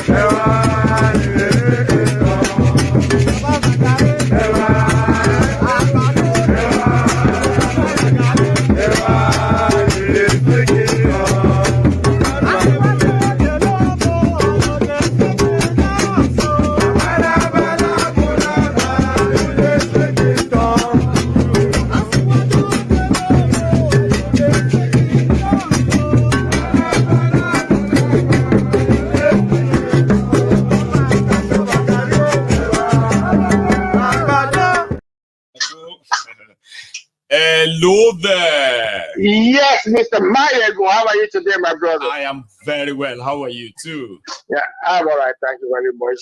You usually have to pay to be back online. Yes, so back again, Baba. Yes, please. I like that your narrative about managing insecurity instead of ending insecurity. Very good narrative. I quite like that. You know, it's that you don't want it to go. We say we are managing it. It is the same thing as like that of a poverty too. There is no plan to end poverty. They just want to manage it. They just want to manage it, and it doesn't. And it doesn't add up at all. Okay, what I'm trying to say now is that what happened to the 5 million agbado, cassava, like what they are saying about? You know what Tinubu was campaigning, right? He said to end the Boko Haram saga, right? We're going to employ 5 million youths. You remember? Like this one. And we are competing with armed robbers and the bandits to recruit from the youths who are unemployed. 33% unemployed.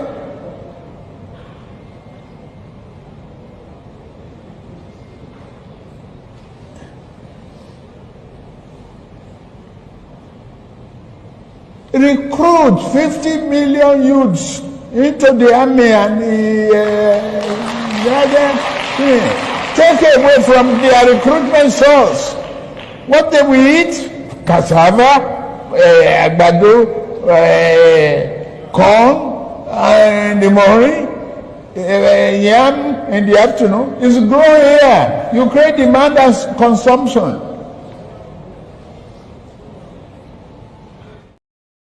Are you there? I am here. I'm still here. Can you believe that nonsense? Even the cassava gari right now, na luxury. It's a luxury. You know, funny enough, right? If our queen in the man is going to make a move, right, towards that dimension. No? Yeah, that kind of thing, right? Even if you employ just 500,000 youths, right? And cut off this 90 billion for Hajj and all these their excesses that they travel abroad, divert that money towards 500,000 youths. I am glad you mentioned the 90 billion naira for Hajj. Have you seen the food they serve them in Mecca? Jesus, man. Nagari and Akarao. I know. I'm going to bring it on. You continue. Now, 90 billion, what did they take 90 billion by? I go show the world now. Go on. If this guy has even done 250,000 youths, right? That Bokohari would have ended. I'm telling you. I'm telling you. And all this narrative, right? The other day I was watching a blogger. I forgot the name of the blogger now, right? He went to the town of Ajayi Crowder, Oshogun. The name of the town is Oshogun. Right. The guy went to the town where Ajayi Crowder was kidnapped by the Fulani. Don't forget that during the slave trade, right? It was the Fulanis that were kidnapping Nigerians, Africans for the Europeans. It was the Fulani. You know what I'm saying? I do with you. Oshogun town, as at last week, Oshogun town, they are still lamenting that the Fulanis are still kidnapping them till tomorrow. They can't go to farm. Oshogun town, where Ajayi Crowder, Samajaka came from, they can't go to farm till as at last week. You can Google it, just Google it. The latest his story about Oshogun town, Ajayi Crowder town. It's there on Google. You can't miss it. You know what I'm saying? So the problem is that Nigeria is got a surmountable, multifaceted problem that is nobody can understand anymore. Everybody's confused. You know what I'm saying? For example, right, the land use decree of Obasanjo is a part of the problem as well. When you want to leave government, right, introduce the land use decree, which the state government are operating on today. Because he wants to have a farm when he leaves power. He introduced a land use decree where he went to amass the land belong to government. Yes, to government. And that's what they are saying, that and who is controlling the government? Now them. So every land in Nigeria through this land use act makes the land available to them too, just as it is available to all of you. And you can ask the government to take it from you and give it to them by that law. That's why I have a problem with obi and obedience. All these are the things they are supposed to be pursuing to change the narrative, right? All this is supposed to be their main concern, not about look, even the obedience and the obey, right? And we and me and you, right? We're supposed to be concerned about how the election should go. Mahmoud should not be officiating any election again in Nigeria. Number one. Number two, that land use decree, right? Is supposed to be something we're supposed to be fighting to revoke, to repeal. We have to repeal that law. It doesn't make sense anymore. No. Because even China, which is a communist country, remember, if you Google it, right? Yes, when China was trying to build most of their expressway after 1978, when it became an open market economy, there was a farmer that refused to let go of his land. They had to build the motorway around that farmer. That's right. They couldn't take their land in a communist country. Yes. Then if you live in England, like I know me and both of us live in the UK, right? Yes, M62. If you go to M62, Leeds, M62. Yes. Go to Manchester. I have passed through that place. It's like they left this farmer. At the center, and the way they designed the road, I know that place. I have passed through that place a few times. The farmer refused to take money. Refused, and they built the expressway, the motorway around the farmer, and they constructed a road, right? They constructed a road for him too. Yeah. We are talking about the same place, yeah? They constructed the highway. When you look inside that place, right? If you look, you can tell it's a farm, right? In the middle of that motorway. I started yesterday when I was going to Stockport. From Nottingham to Stockport, I passed through that place yesterday. I was telling my wife, see what I'm talking about. The road to his farm. And is that road, you can tell, it's purposely for him. It's not road like normal road. Yes, it's just for him. That farmer. Because you compensate. Normally, in a state economy, right, you compensate before you build. In Nigeria, they just capture. They know compensation, they build, and they give you peanuts. And there's another incident in Peckham, okay, in London, when the developers, right, offer people a lot of money, right, to vacate their property, and they want to build another development there. This lady refused. They offered her 3 times the money to offer everybody. She refused. Maiyegun today, that building is still there. So that's what we call the democracy. But Nigeria, we say we practice democracy, right? It doesn't seem like a democracy at all. No, it's not. It's not a democracy. The people that wrote that constitution, right? They did it, right, for some people. For power grabbing, that was why Tinubu was able to grab power the way he grabbed power. In a state society, that after that election, right? That election was supposed to be annulled. And I'm just, you know, when I come to contribute, right? Sometimes I'm very erratic. But that's what gives us a different flavor. Yeah. And it's use yourself. You are a witness, okay? Somebody else is going to call in, and they are going to say things that some people will be like, no, I don't agree. You see, that's what gives us different flavor on this platform. It simply means all of us are kind of, we have this independent mind of seeing things differently. And it does help, I tell you. It does. Yeah, it's nice talking to you, Maiyegun. Thank you so much. God bless you. Yeah, God bless you too, sir. Yeah, that's my man from England, of course. And that's a good one, though. Okay, talking about no regard for our citizens' rights in a system that was supposed to be democracy. Then you started comparing, okay, this is democracy. Then you could comparing communism elsewhere, like communist China. Okay, something they say communism is very bad. It's very bad, but they still respect citizens' rights. Not in Nigeria. They will gaslight you. Hello there. Hello, Maiyegun Baba. Yes, sir. Good evening, sir. How are you? Baba, Adeo. BJ from London. So this is BJ. How are you doing today? Yeah, Baba. BJ. It's been a while, though, Baba. Maiyegun, yesterday when you were discussing about when you were like working, not working as in part of the political party in Nigeria back then before you travel. Oh, PDP. Maybe, Baba, do you remember? Are you referring to that my story that they were already penning me down for PA to chairman, PDP chairman? Is that the story you are referring to? Another one? Yeah, Baba. Do you remember Esho? In the Jabubo, Esho Jinadu. The one that Esho Jinadu, yeah. So Buruji that always share cars in the Jabubo.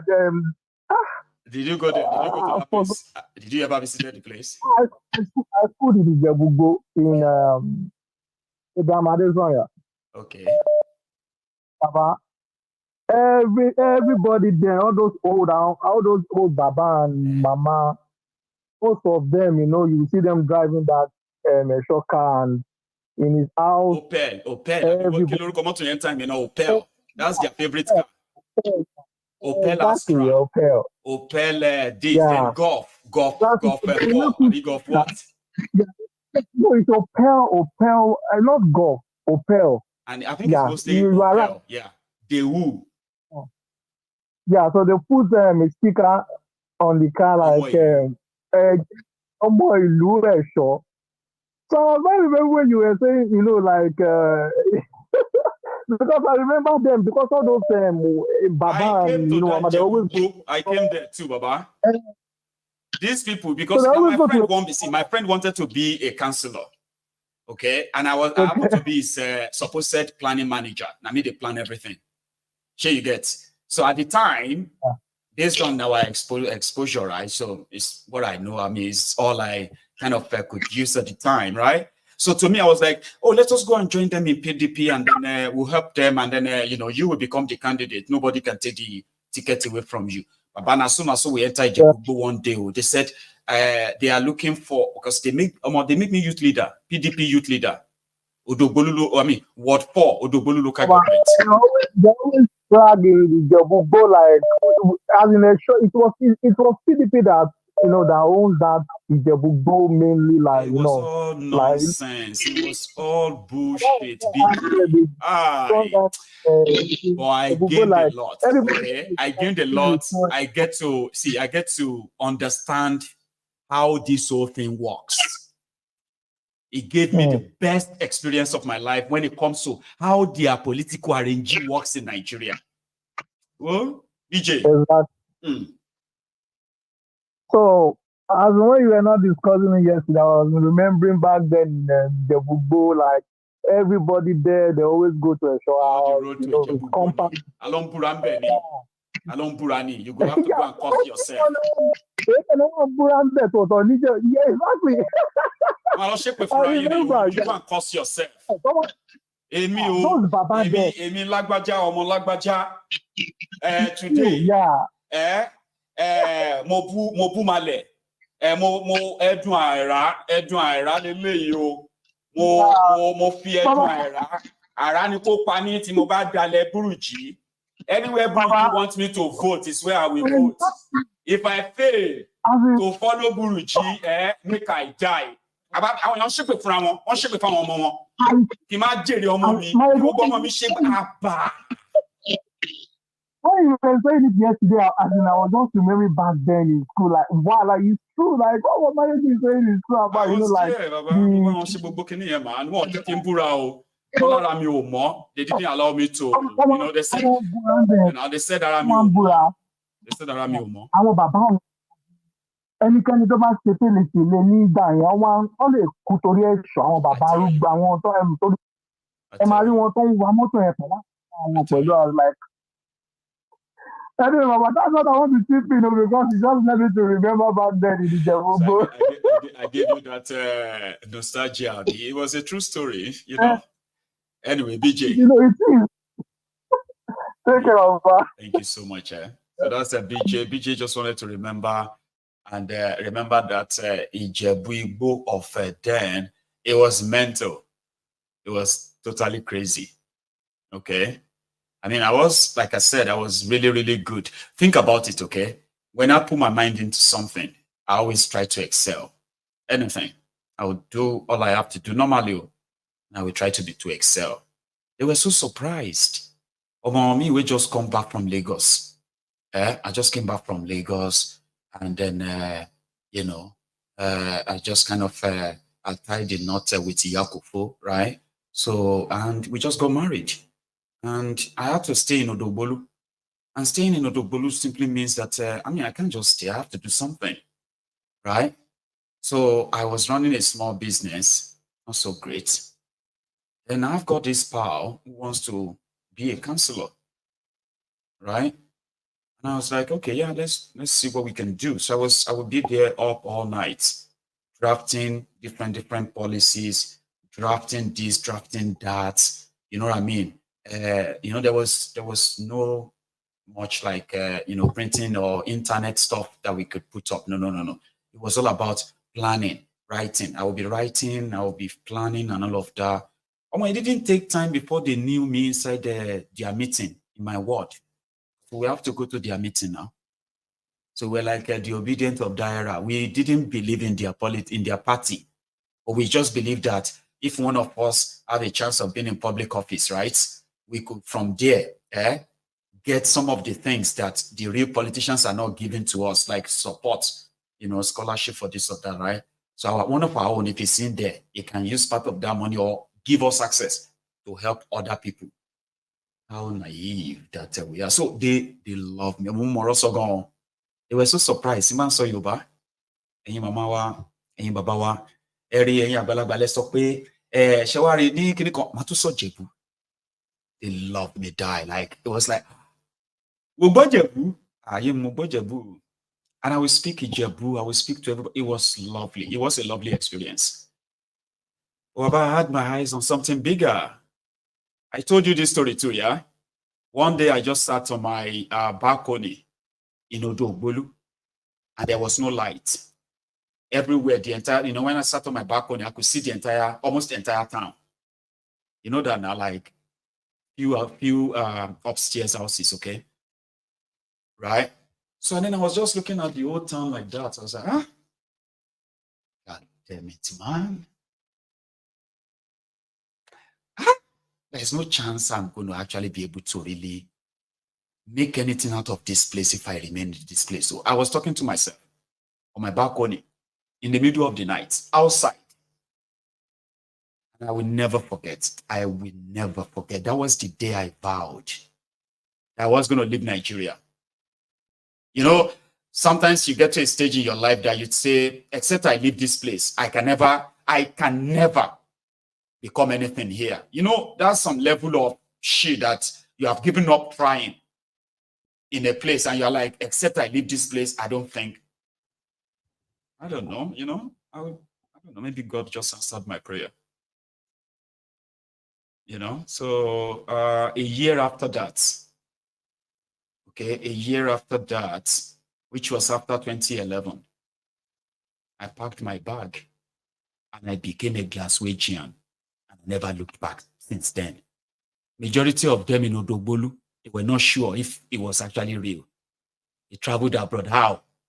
And so that they travel Odogbolu to London, maybe in India, or maybe all this Malaysia or something they went to. People were actually saying that in Odogbolu, my hometown.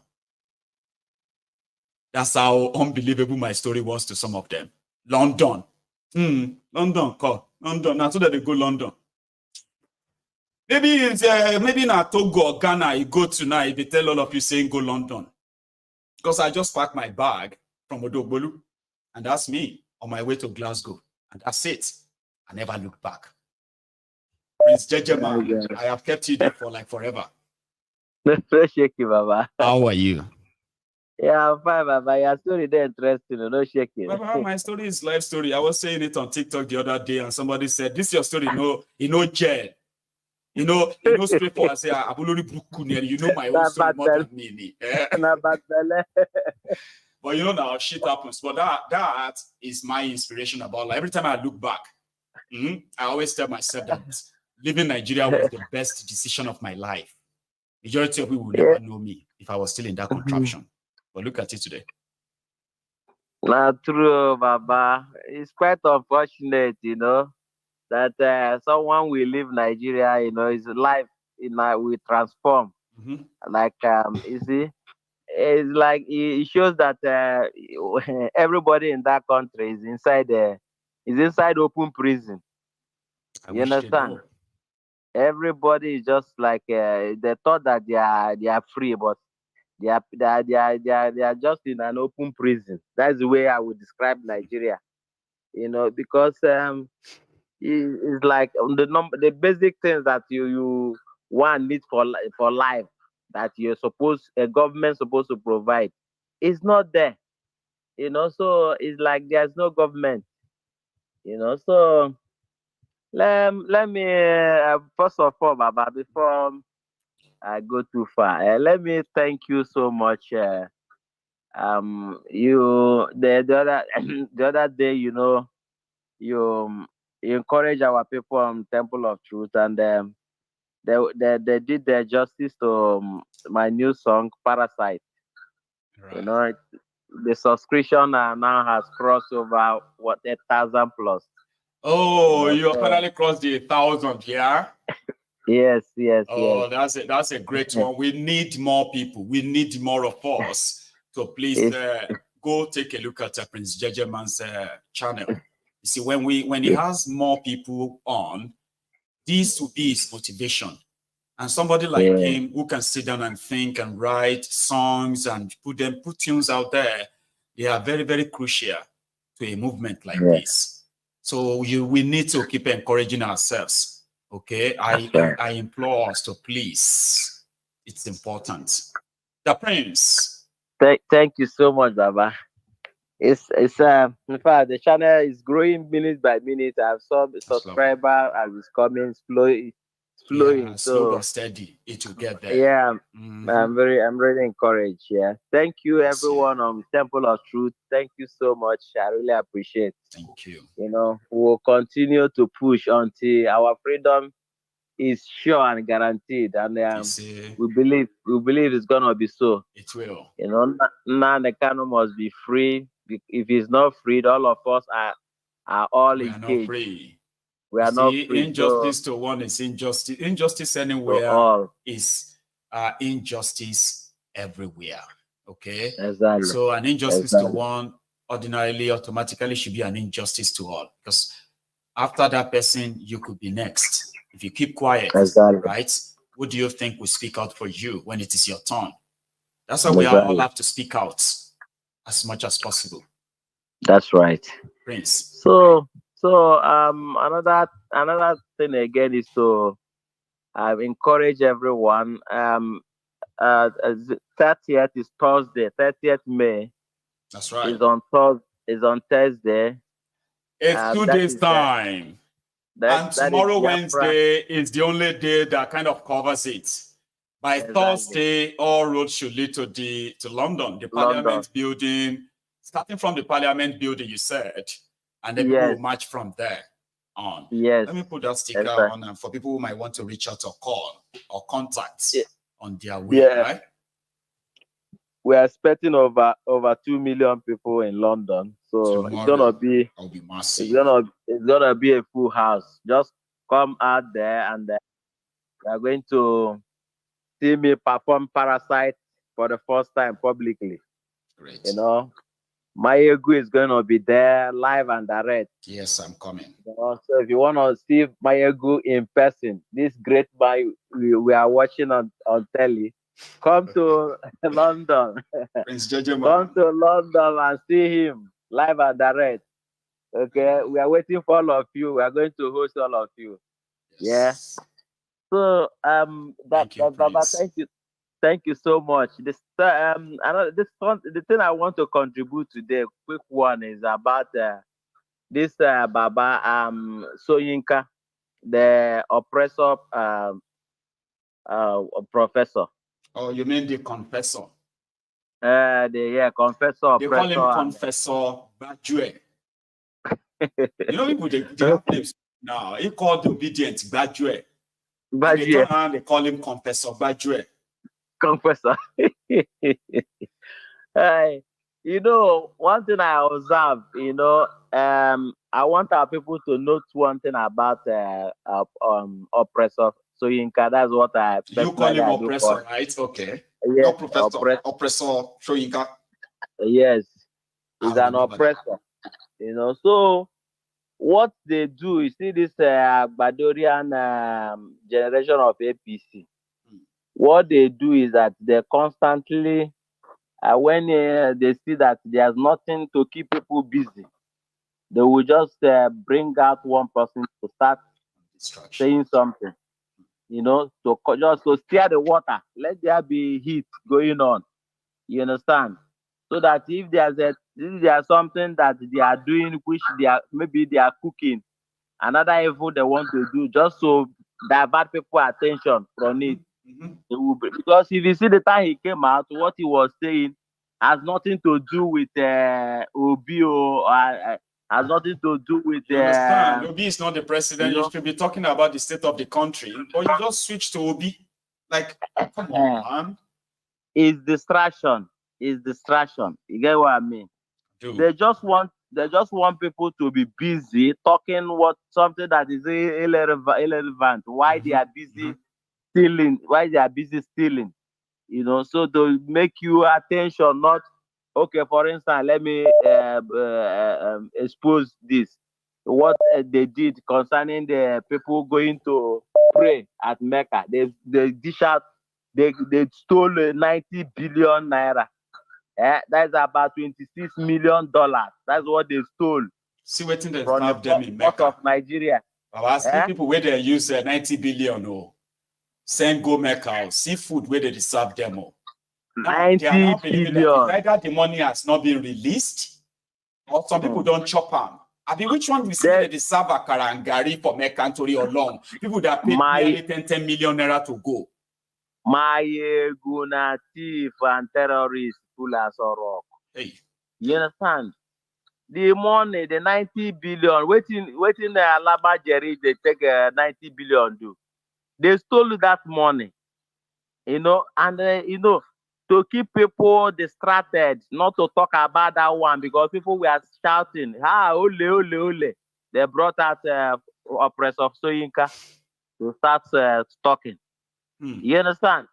These are the things that our people need to know. They don't want people to really come out and focus and fight for their rights. Anytime that the people are agitating, they see that people, they don't want criminal thing like this, their 15 trillion naira they stole. They said they are building coastal highway. Coastal road. That's another 15 trillion. I don't know how many billions of dollars that money is. $12 billion. Billion, 12, not million. $12 billion. Maiyegun can turn at least the half of Nigeria into Dubai. It will turn Nigeria around 12 billion, right? If they just fix East-West Road alone, then if they say people go get to Calabar that they want to do coastal road like this, in 4 hours from Lagos, East-West Road, if they fix them alone, right? In 4 hours, you go to Calabar from Lagos, okay? Also, if they just use 10 billion, no, if they just use 2 billion from that money, they can construct the fastest train from Cameroon to Lagos, okay? And I'm talking about 1,000 kilometer railway with just $2.5 billion. They will construct it. They will buy a fastest coach on it. All of it for 2.5 billion. Baba, not even 12 billion, 2.5. They will build rail. Maiyegun, these people are the kind of thief these people are cannot imagine. Honestly. It's unfair. It's unfair. The kind of thief these people are, I can't just imagine. I don't know if these people are human beings or they are baboons, or I don't, because human being will think of even his own preservation. They are not even thinking of themselves. They don't have anything called self-preservation, no? Hey. Oh, chopper now. Oh, paka now. It's our turn. It's our chance. Maiyegun, do you know why these people are animals and baboons? Well, during the time of election, you see trailer of money that has rotten. Trailer of money. See, today, did they investigate to know who stole all this money that they brought out? The money that termite has eaten up. I don't. You saw it then, Maiyegun. I saw it now. Are they human beings? Can normal human being do people where they carry millions of dollars? They bury them inside GP tank. People where they carry millions of naira, millions of dollars, they bury them inside the soak away. While the rest of the country is looking for work and job. You know, those mad people. What I wish one day, see all of them, they just bring them together, put them inside one drone and put hot water there. Yeah. One day. All of them inside one drone. Put all of them inside just put them inside one plane. May go crash somewhere. Prince Jejema. Thank you. Thank you, Baba. You have a good one, okay? God bless you. Of our greedy leaders. Oh, Thunder, where are you? This is the time you are supposed to strike, so that you eliminate all of them, so that you have peace in our nation. We'll join them in one aeroplane, so that it will crash land in the course of their journey. Furthermore, our security agents, i.e., the police and of that young man, Flora, milady, if you are in London, any of you you don't even have to be in London, come on. If you are in the UK on Thursday, you should join us in solidarity, in remembrance of the Biafran fallen heroes. This is in remembrance of women, children, men, young, old, that became the victims of that genocidal war of 1967 to 1970, popularly called the Biafran War. It is a remembrance. Nigeria wants to do everything for us to forget about it. Don't read about it, except what you are told about Biafra. But these days, there are generations who have been reading. I'm talking about non-Igbos, who have been reading what really happened to the Igbos and non-Igbos alike in the old Eastern region. and they discovered that Nigeria, who said no winner, no vanquish, let everybody move on, we now realize that we are not going to be able to move on. Okay? Without what they call closure. Closure is when those who perpetrated the crime against humanity, whether they are dead or still alive, are actually held responsible. There are those who are like the Holocaust planners, Holocaust officers, Holocaust guys who are like years after Holocaust, they were still kind of being hunted down for trial. Same in so many other places all over the world. It's only in Nigeria. There are murderers, genocidists. They were rewarded. They were made ministers, presidents, head of states, on and on. Those who actually slaughtered their fellow Nigerians because of where they came from. Now you need a closure. That closure will come from the area of forgiveness. The entire Nigeria would demand for a forgiveness from the entire Igbos. And I'm talking about the entire Old Eastern region, a situation whereby the entire Nigeria will actually apologize. And not just that, the entire Nigeria will pay restitution to the Igbos, who lost millions of people that shouldn't have died, if not for the egoistical war and disagreement, the withdrawal of a gentlemanly agreement that led to the loss of life of millions of people. Nigeria don't want us to see it that way. Nigeria wants you to blame the Igbos all your life. In fact, there are Igbos who blame themselves because Nigeria told them to blame themselves. And despite all of this tactic and all that they have employed for over 50 years, the Igbos will never forget what they did to their people. And it is called the Remembrance Day. And you don't have to be Igbos to be part of it. I am going to be there. I will be in London before 10 a.m. that day, on Thursday. I will be in London on Thursday. Inshallah, inshallah, I shall be there. So yeah, you should come around. Let's walk in solidarity. Tell the world, right, that they will never rewrite the history until Nigeria and the rest of the world actually acknowledges what they did to the Biafrans. Those of you who have become the prisoners of history, those of you who have now become ethnic, tribal bigots, I promise you, you haven't seen war. The Biafrans have. And with the way Nigeria is going, there will be another one. But guess what? Nigeria will never survive another civil war. So this is why this generation who don't want to inherit the enemies of their own ancestors, I do not want to inherit other people's enemies. Okay? Those who committed this genocide, majority of them are gone. Others are still here. So the only thing we could do is to remind all of them that there is no amount of no winner, no vanquish that is going to sweep it under the carpet. And I think the rest of Nigeria will continue, will kind of take it even more serious when the rest of you, all of us who are non-Igbos, actually take this and participate every year to remember those Nigeria doesn't want us to remember. And we can't move on. We can't. Because those who committed the genocide, then they were rewarded. So they went on to do it again and again. And look at Nigeria today, filled with bigots, ethnic bigots, religious fanatics. And it's more or less like a place where we can't even wait to kill ourselves. It's like, we can't wait. Well, we are looking for the opportunity. If we catch you, we'll kill you.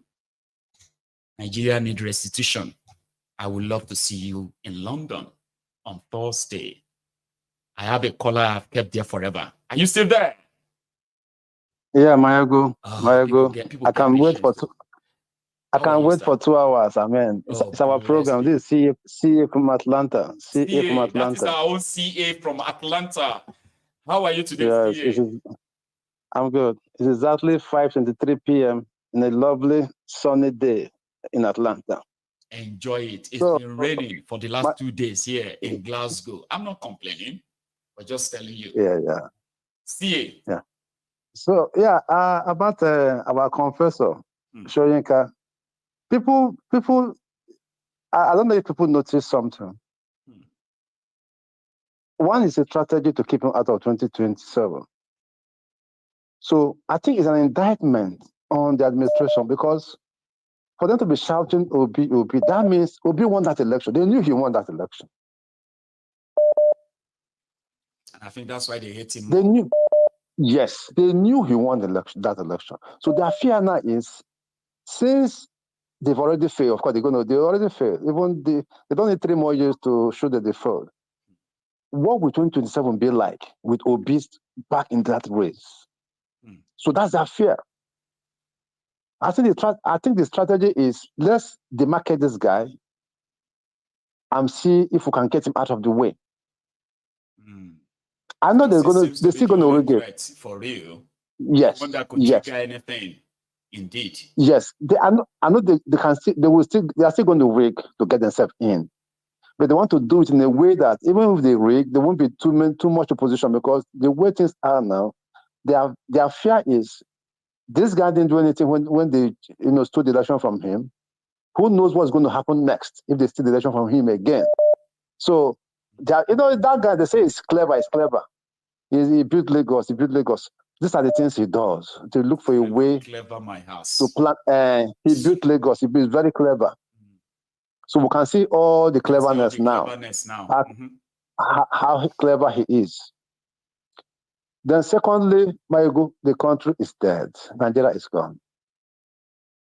I was on a Twitter space this morning. If you hear what people are talking about that country, Maiyegun will be amazed. The level of hunger, the level of poverty. A guy called and said, between God and man, he eats once a day with the wife and family. Once a day. Right now. These are people that are earning salaries. These are people who have jobs. They have imagine. These are people who get jobs, yes, but they can no longer really feed well. What kind of life is this? People who return back from Nigeria, they had to kind of say to us like, "Oh, Baba, see, people are going through a lot. Oh, if you have power to help anybody in Nigeria, please help them. Please don't judge them. Please don't do this." Somebody actually came. He told me that he said, "Baba, man, not like you.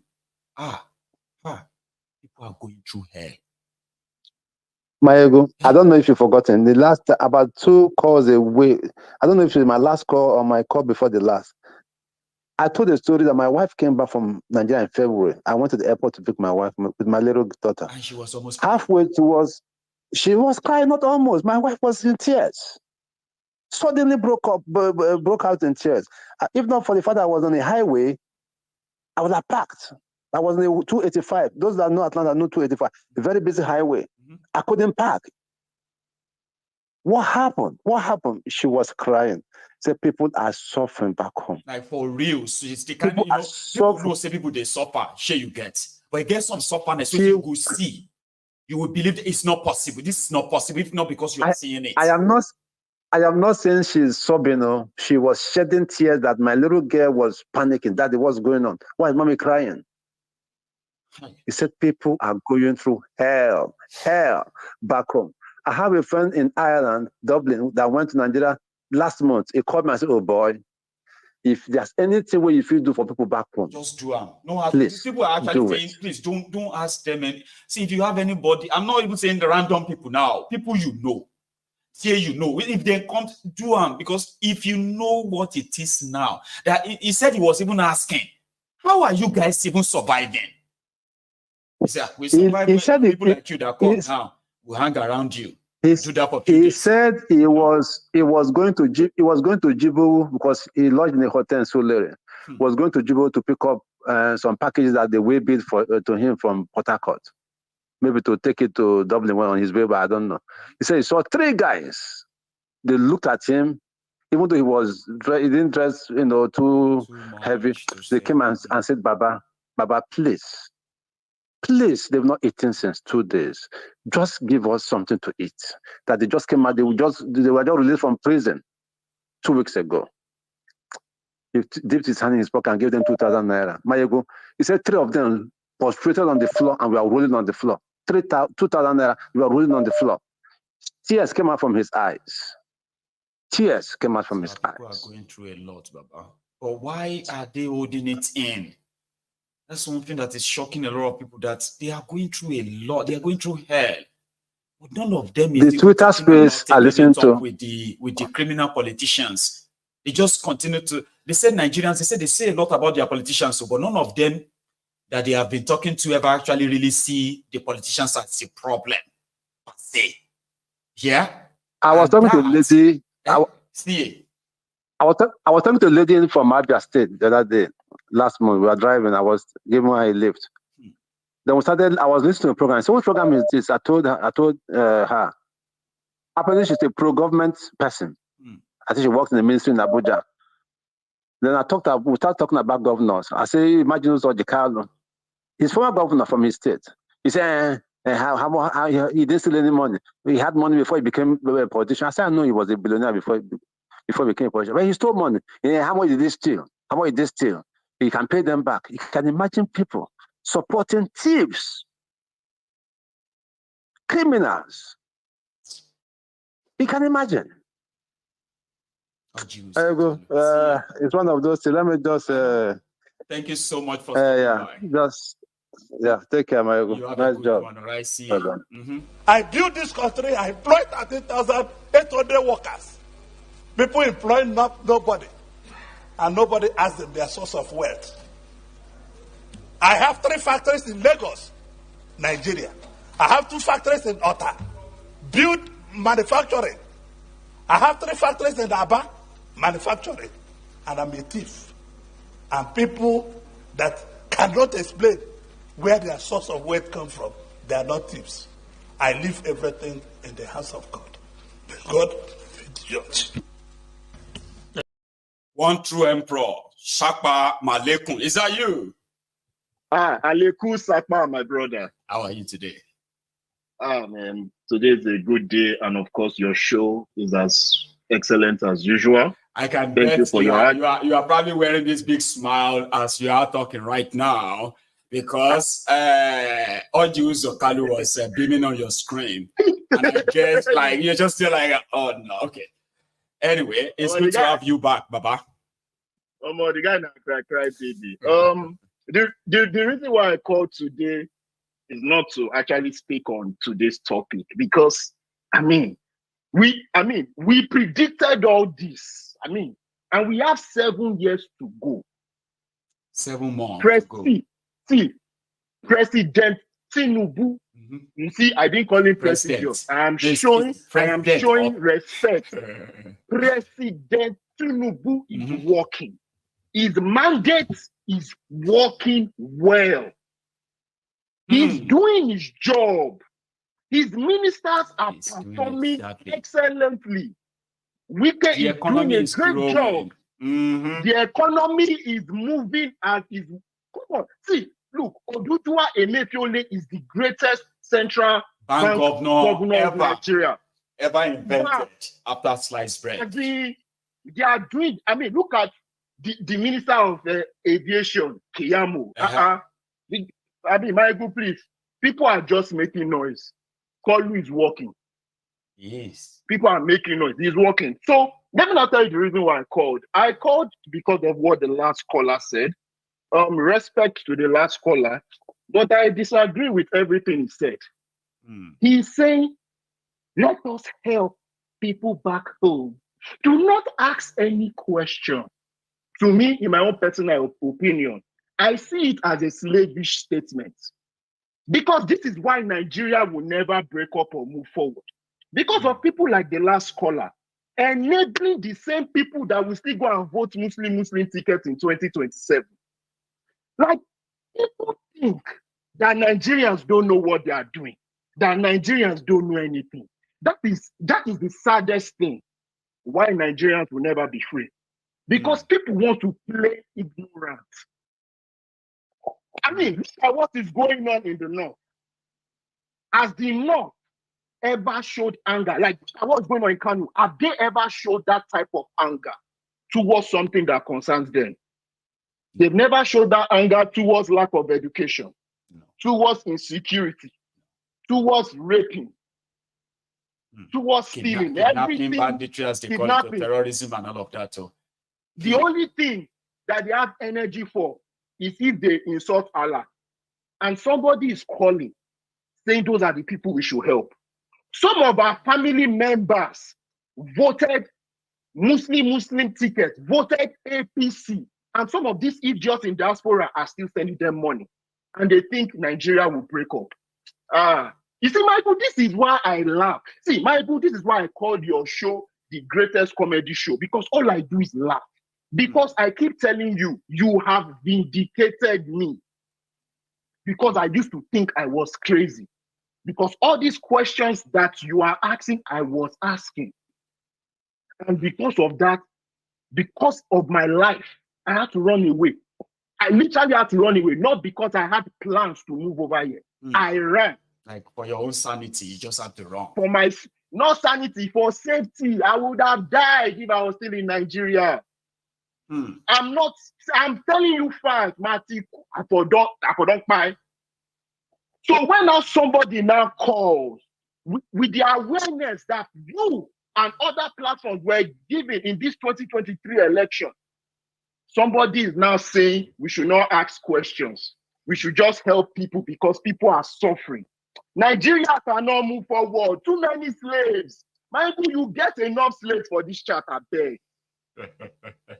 Right. 2023 and people are still saying we should help people. Man, it is well.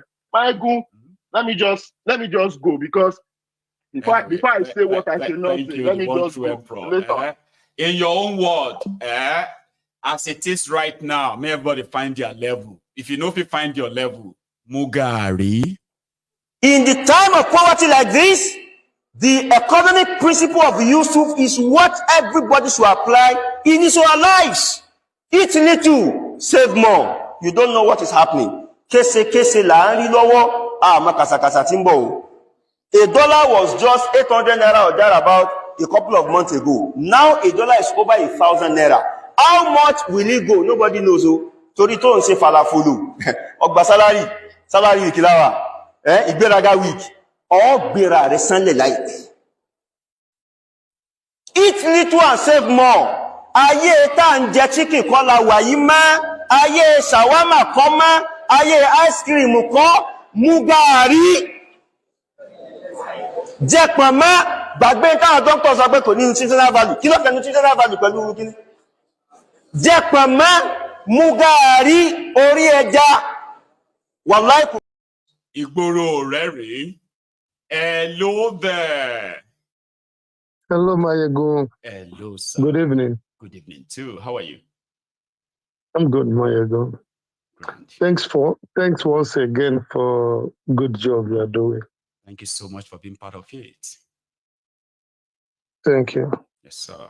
Maiyegun, do you see that Kumuyi and one other big pastor, they have jackpot?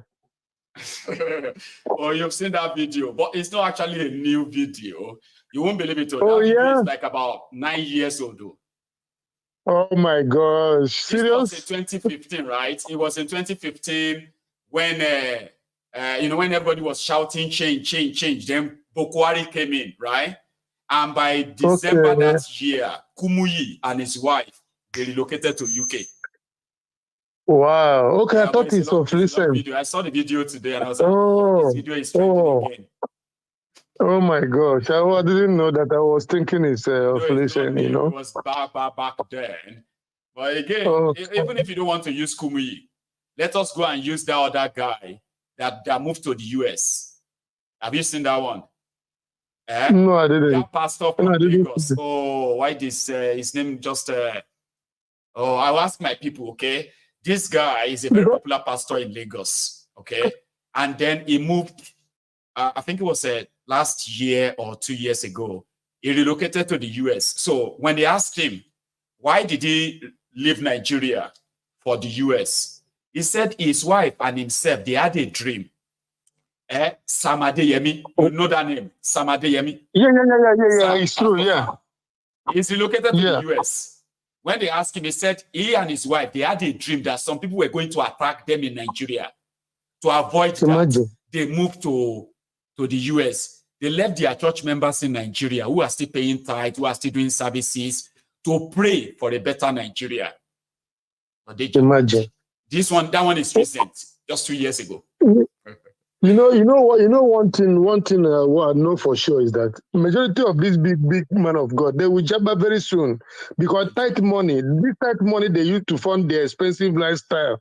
A lot of people has woken up in that tight matter. They might be going to church, but they're not paying that tight anymore. Not like before anymore. Yes, at least 80% are not paying that tight anymore. So how would they fund their private jet they kept at the airport? Mm-hmm. The money will not be coming anymore. Very, very soon you will see them start buying. So for Nigeria, Nigeria, I don't know. Sometimes I will be praying for calamity, but the calamity is still there. Nobody is still waking up. I don't know what else will wake our people up again to say enough is enough. Because this time, people, if you go to Nigeria, people are suffering like serious poverty, but still they're not complaining. They are not seeing where their problem is. They will be blaming one another instead of them facing this government officials that is their problem. They are not doing that. Nigeria has destroyed. In fact, look at what law enforcement agencies are doing. If law enforcement could be behaving like that, what of the masses? What do you expect from the masses? If law enforcement we go mad. People that are enforcing the law will go. What of the people they are enforcing the law for? Those ones, everybody's mad now. It can best be imagined. Yeah, you can just so sometimes when you look something that is going on there, you will see that this country they need to stop the country now before it will stop everybody. Honestly. Yeah, they need to pause it. If they pause, maybe they pause them first. Pause this country before it go destroy us all. Because this thing is getting too much. It's not normal anymore. See the landmark demolition. You demolish a whole places worth of that money, and later you just do it like nothing happened. Now you will not do it again. Come on, man. Some things is this. It gets me really paranoia when I start thinking about it. I know. I mean, there are some things that if they explain them to you, there's no way you will understand it, because the question is going to be like, but why? Is there no other way? But why? Why would they have to do it like this? Seriously. I mean, Nigeria is impossible. I'm glad that a lot of people are subconsciously awake, and gradually we will make up the number of those that are not just going to be complaining. Now they can actually act. Take action, because this now they're discussing about 2027. Is this normal? How can somebody be discussing? How can somebody be talking about 2027? It's not normal. Why we're just entering the first turn of this man, and again they are discussing about 2027. We can reach 2025. The way the whole thing they go, many of us, many of these people will not make it to 2025 like that. No, of course, of course. Okay. And this demolition they make now, this contract they awarded for the coastal lane, whatever, is the money they will want to use to fund their 2027 campaign. They took out already. So that is what they took out already. Now they will start creating mushroom political parties that will destroy what does it call Labour Party's vote. This is their target. This because they know that Labour Party is standing their way, so they will do everything humanly possible to make sure that they divide their vote. Which I don't know how they're gonna do that. Well, anyway, but if they could take this one by force, what is 2027 when everything is in their hand? Would anybody even want to go and vote when Yakubu is still the INEC chairman? When out of the state commissioner of INEC, 21 of them are APC card-carrying members. This is the guy who is in control of the army, the police. And everybody knows that all of these guys are going to what? All of them are going to be part as the people you are going to be campaigning or voting against. Then it's not about how many votes you vote. It is what they announce as your result.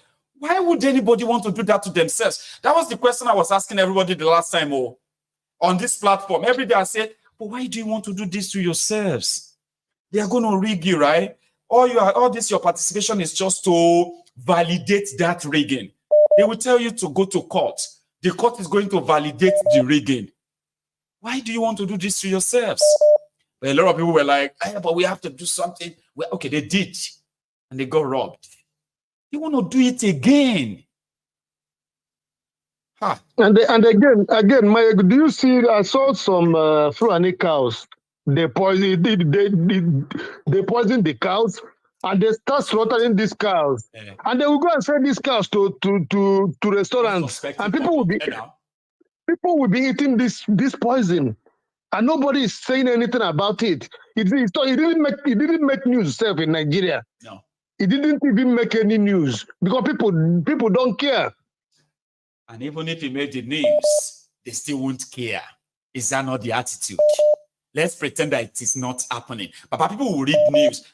Do you know that right now, Baba, over 200 people that were taken from Kuchi community in Niger State? Do you know that all of them, nobody knows their whereabouts right now? And everybody just imagine. They are preparing for 1 year anniversary of Thiefnubu. Over 200 Nigerians were taken 2 days ago. They are in the captivity of the terrorists till now.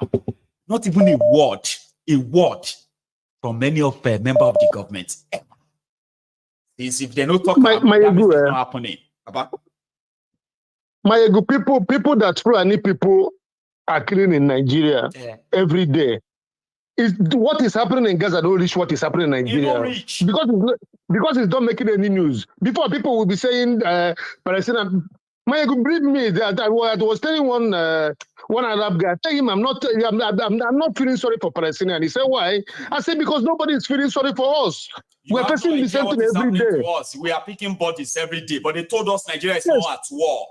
Okay, but people's body were being, children were, pregnant women, children, they were being macheted. Pregnant women's stomach, right, were being macheted, opened, and the baby inside pulled out. We've seen all of that.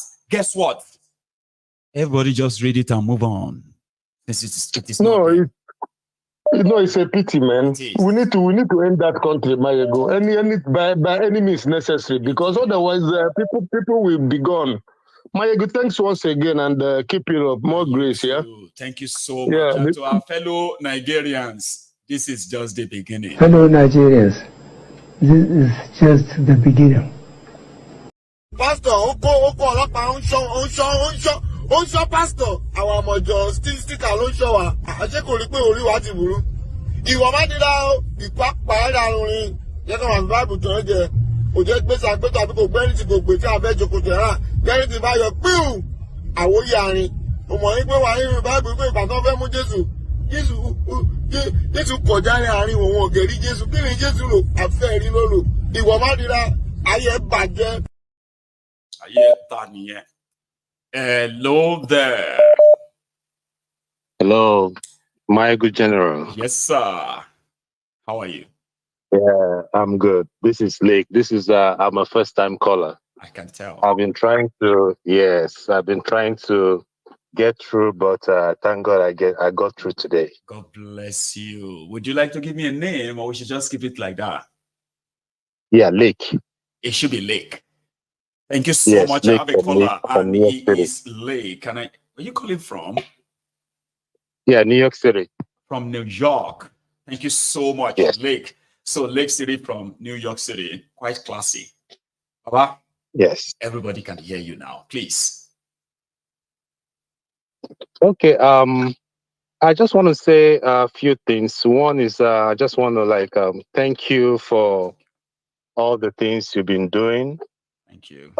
It's not easy for it to be consistent this way. Every now and then, every day, trying to enlighten Nigerians, enlighten the youths, shine those that touch lights on those very good areas that people should be looking at. So I just want to take this opportunity to thank you. Thank you too, Lake. Thank you for your work. Good one, Baba. So I want to mention, you talked about the video where Tinubu was, I think he was flagging off for inaugurating a road with Kolu. Yes. And he was sitting down on a wooden chair. Maybe I don't know so like, what optics means, yeah, Nick, right? But you can help me. I'll leave it on your screen so that people who are no, hearing actually, I cannot. I don't really know what to say about it. But I've been before you talked about it. Yeah. I've been also wondering why will he choose that kind of seat? Most probably, it should be like something about health grounds. Okay. So that is yeah, that is what the only plausible explanation, yeah, to say maybe you needed something that is stored there because of health and all, yeah. Is that plausible, or could you say it's plausible? There's something that is more an old comfy. Man. Look at the couch. Yeah. Look at that couch, right? It's more comfy. Okay. Exactly. When you look at that chair, it's stoic. I mean, it's sort of like a sturdier and hard. That's not comfy. But again, I will follow your lead. Continue, Baba. Yeah, so that is actually that is just what I thought about before you said what you said. So secondly, what I wanted to talk about is about these people talking about the next election. I am a strong supporter of Obi, and I still support him. I believe in his vision for Nigeria, and I strongly believe that he has the good heart. He has the good intentions for Nigeria. But honestly, if I have to tell myself the truth, I don't really see how anybody going into 2027 while Kolu is there, how possible for anyone to defeat Kolu. I don't really see it. It has to be like a big miracle. If he's there on seat, unless he's not there, unless maybe something happened and God, asked him, my son, come. But if call he's him there, call him to glory. Is that what they say? Call to glory. Maybe I just want to say that. Maybe call him and say, my son, I want to invite you for a small supper, something like that. And then keep if him there. not, because imagine Kolu during the election, Buhari insiders were against him. Absolutely.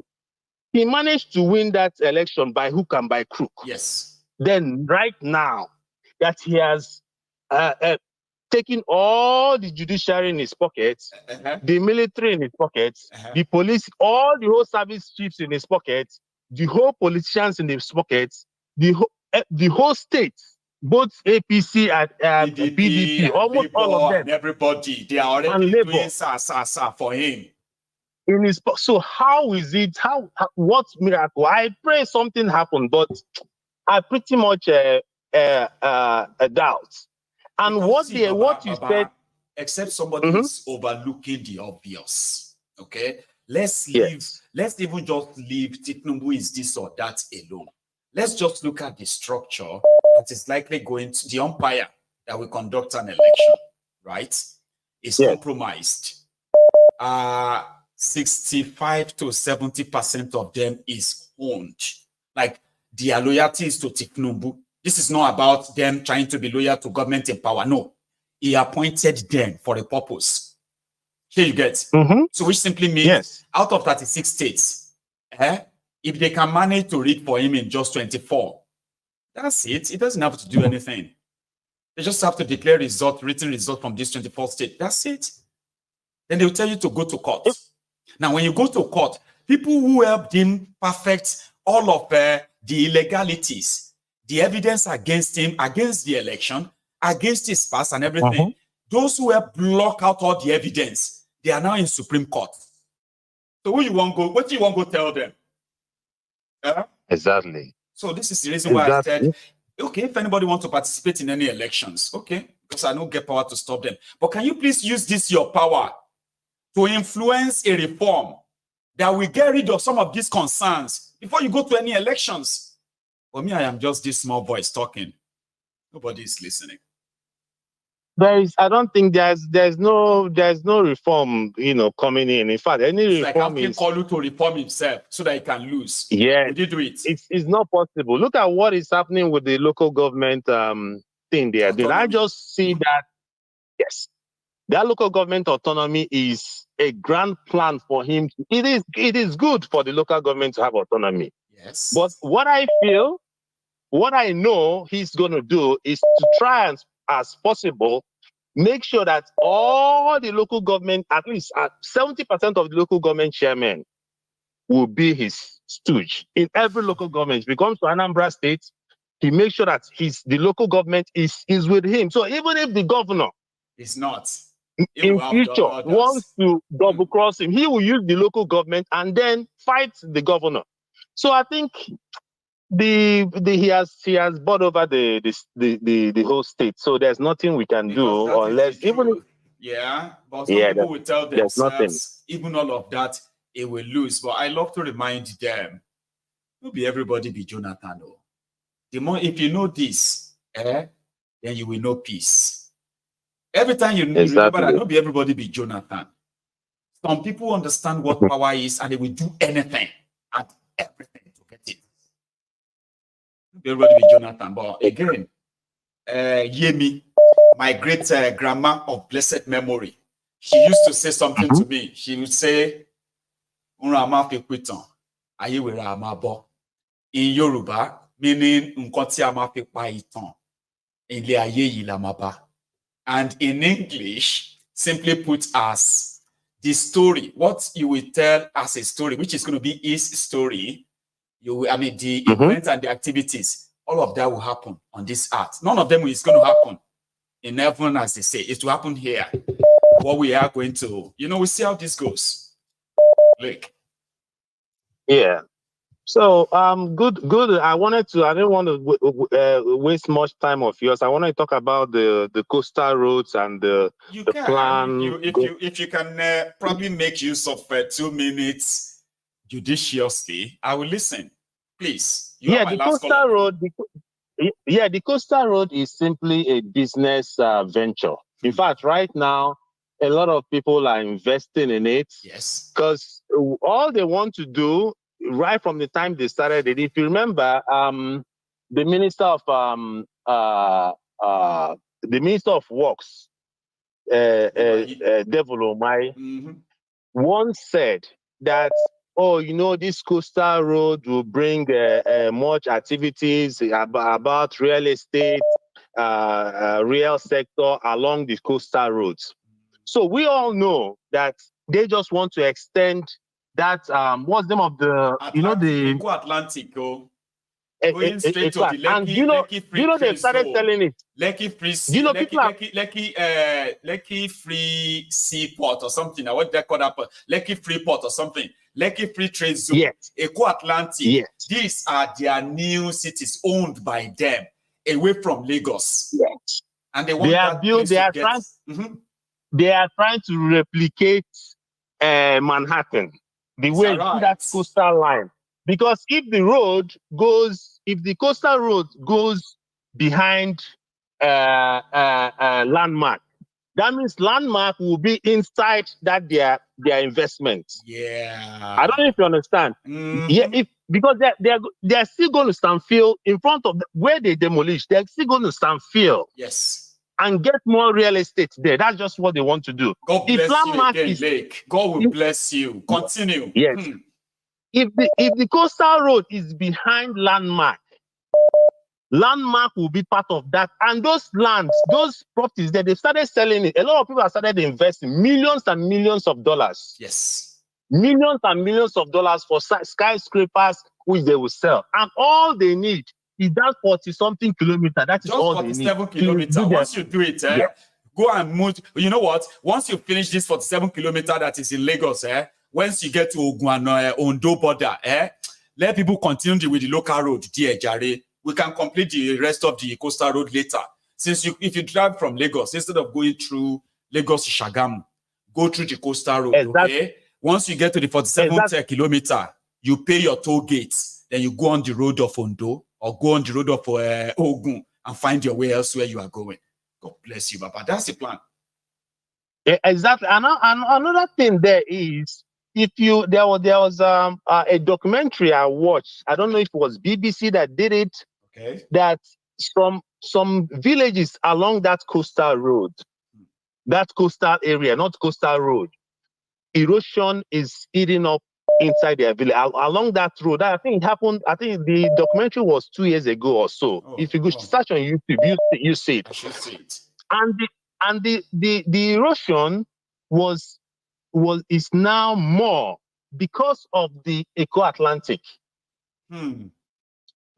That is why, because you know one thing, water, if you displace water, it has to find somewhere else to go, no matter what you do. So do you know those villages that were shouting, "Oh, don't build the coastal road in front of our yeah, because of ancestors." If they feel more right in front of a landmark, those villages will be affected later in the future. Probably in the next 10 years, there won't be no more.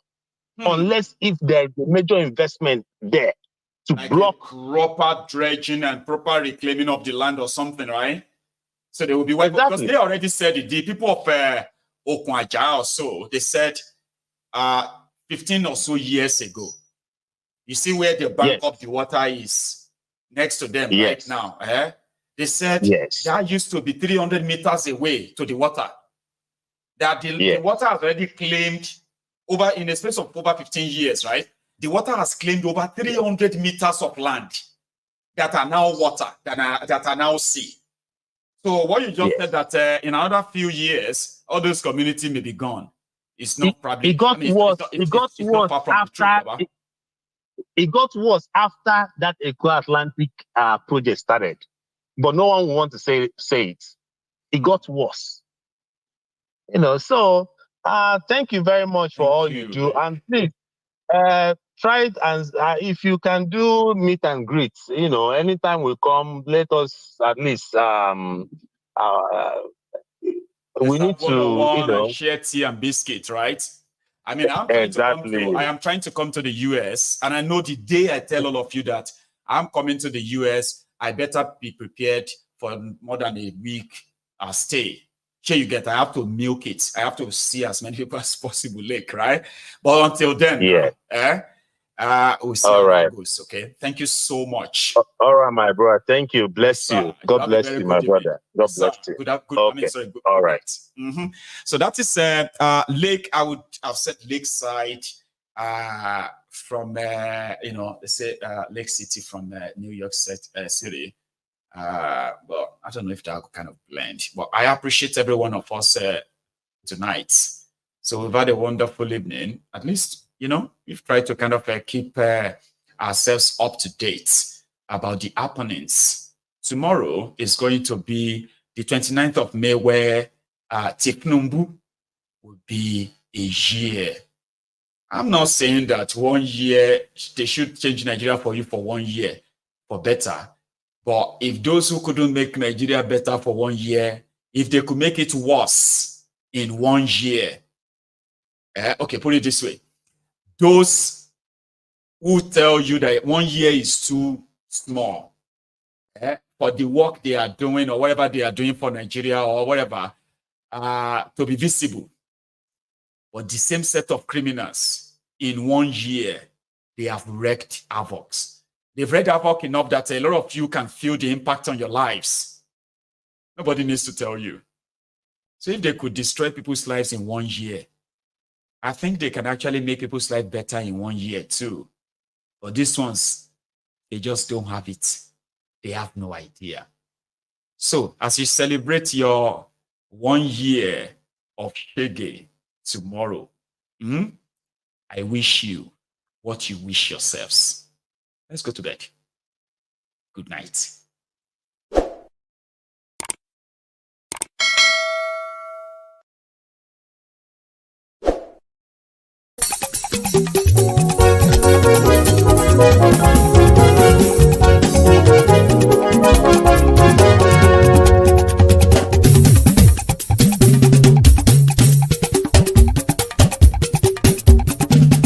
Maiyegun làwa mọ̀ làmọ̀ tó dòdòdò.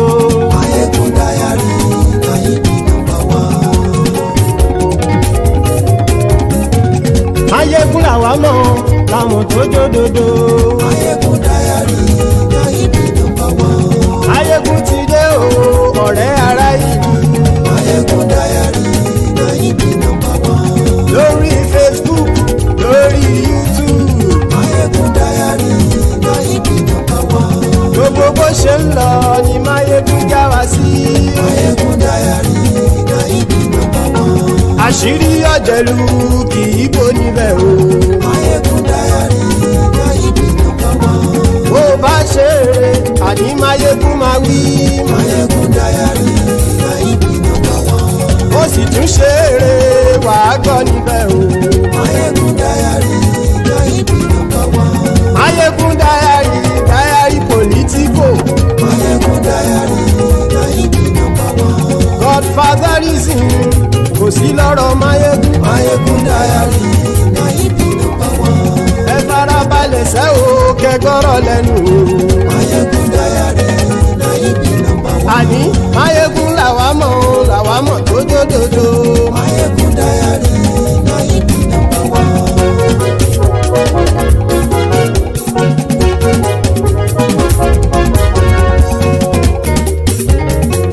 Àní ẹ̀sùn ràkì. Maiyegun ti dé. Maiyegun ti dé. Ọ̀jẹ̀lú ẹ̀sùn ràkì. Maiyegun ti dé. Àní ẹ̀sùn ràkì. Maiyegun ti dé. Lórí Facebook. Maiyegun ti dé. Àní ẹ̀sùn ràkì. Maiyegun ti dé. Lórí YouTube. Maiyegun ti dé. Àní ẹ̀sùn ràkì. Maiyegun ti dé. Bọ́ bàbá gbé wúrẹ́. Maiyegun máa wí. Àní ẹ̀sùn ràkì. Maiyegun ti dé. Ijó ìgbádìyẹ. Maiyegun máa wí. Àní ẹ̀sùn ràkì. Maiyegun ti dé. Presido bá rúfin o. Maiyegun máa wí. Àní ẹ̀sùn ràkì. Maiyegun ti dé. Gómìnà kówó jẹ. Maiyegun máa wí. Àní ẹ̀sùn ràkì. Maiyegun ti dé. Ọlọ́pàá ti ń darí bá. Maiyegun máa wí. Àní ẹ̀sùn ràkì. Maiyegun ti dé. Aṣòfin ti ń rúfin o. Maiyegun máa wí. Àní ẹ̀sùn ràkì. Maiyegun ti dé. Òpùrọ́ olóṣèlú. Maiyegun máa wí. Àní ẹ̀sùn ràkì. Maiyegun ti dé. Ọ̀jẹ̀lú ẹ̀sùn ràkì. Maiyegun ti dé. Àní ẹ̀sùn ràkì. Maiyegun ti dé.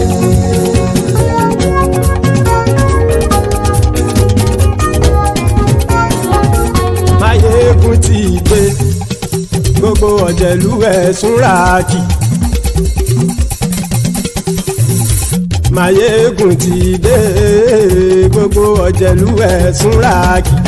Ṣùgbọ́n ní bá ti ṣe èyí tó yẹ kí wọ́n ṣe, ọmọ bá dèrò ní fi wọ́n níran o.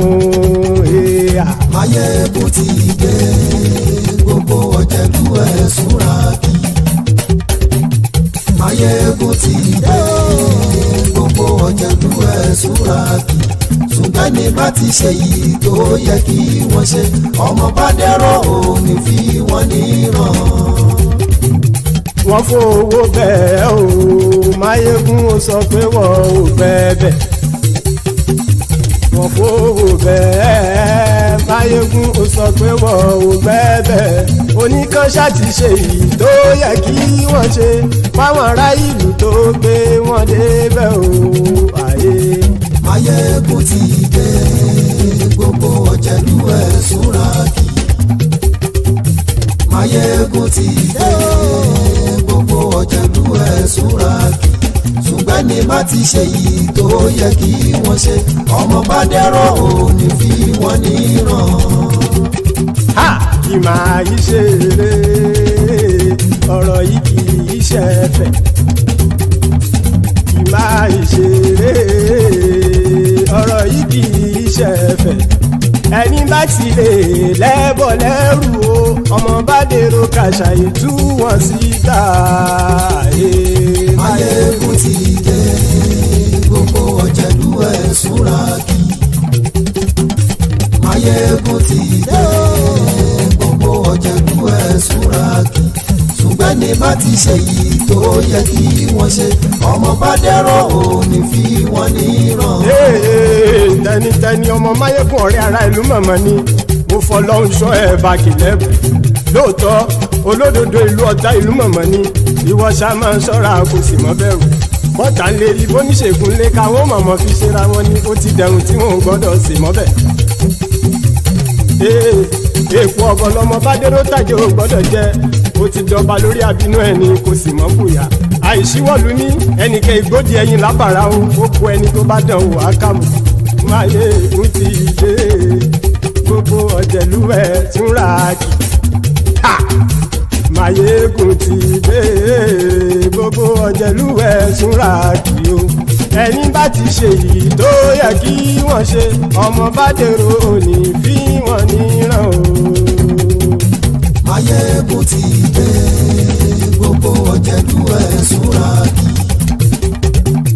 Máyégún ti dé gbogbo ọ̀jẹ̀lúwẹ̀ túnra kì ṣùgbọ́n ní bá ti ṣe yìí tó yẹ kí wọ́n ṣe ọmọ bá dẹ́rọ̀ ò ní fi wọ́n níran.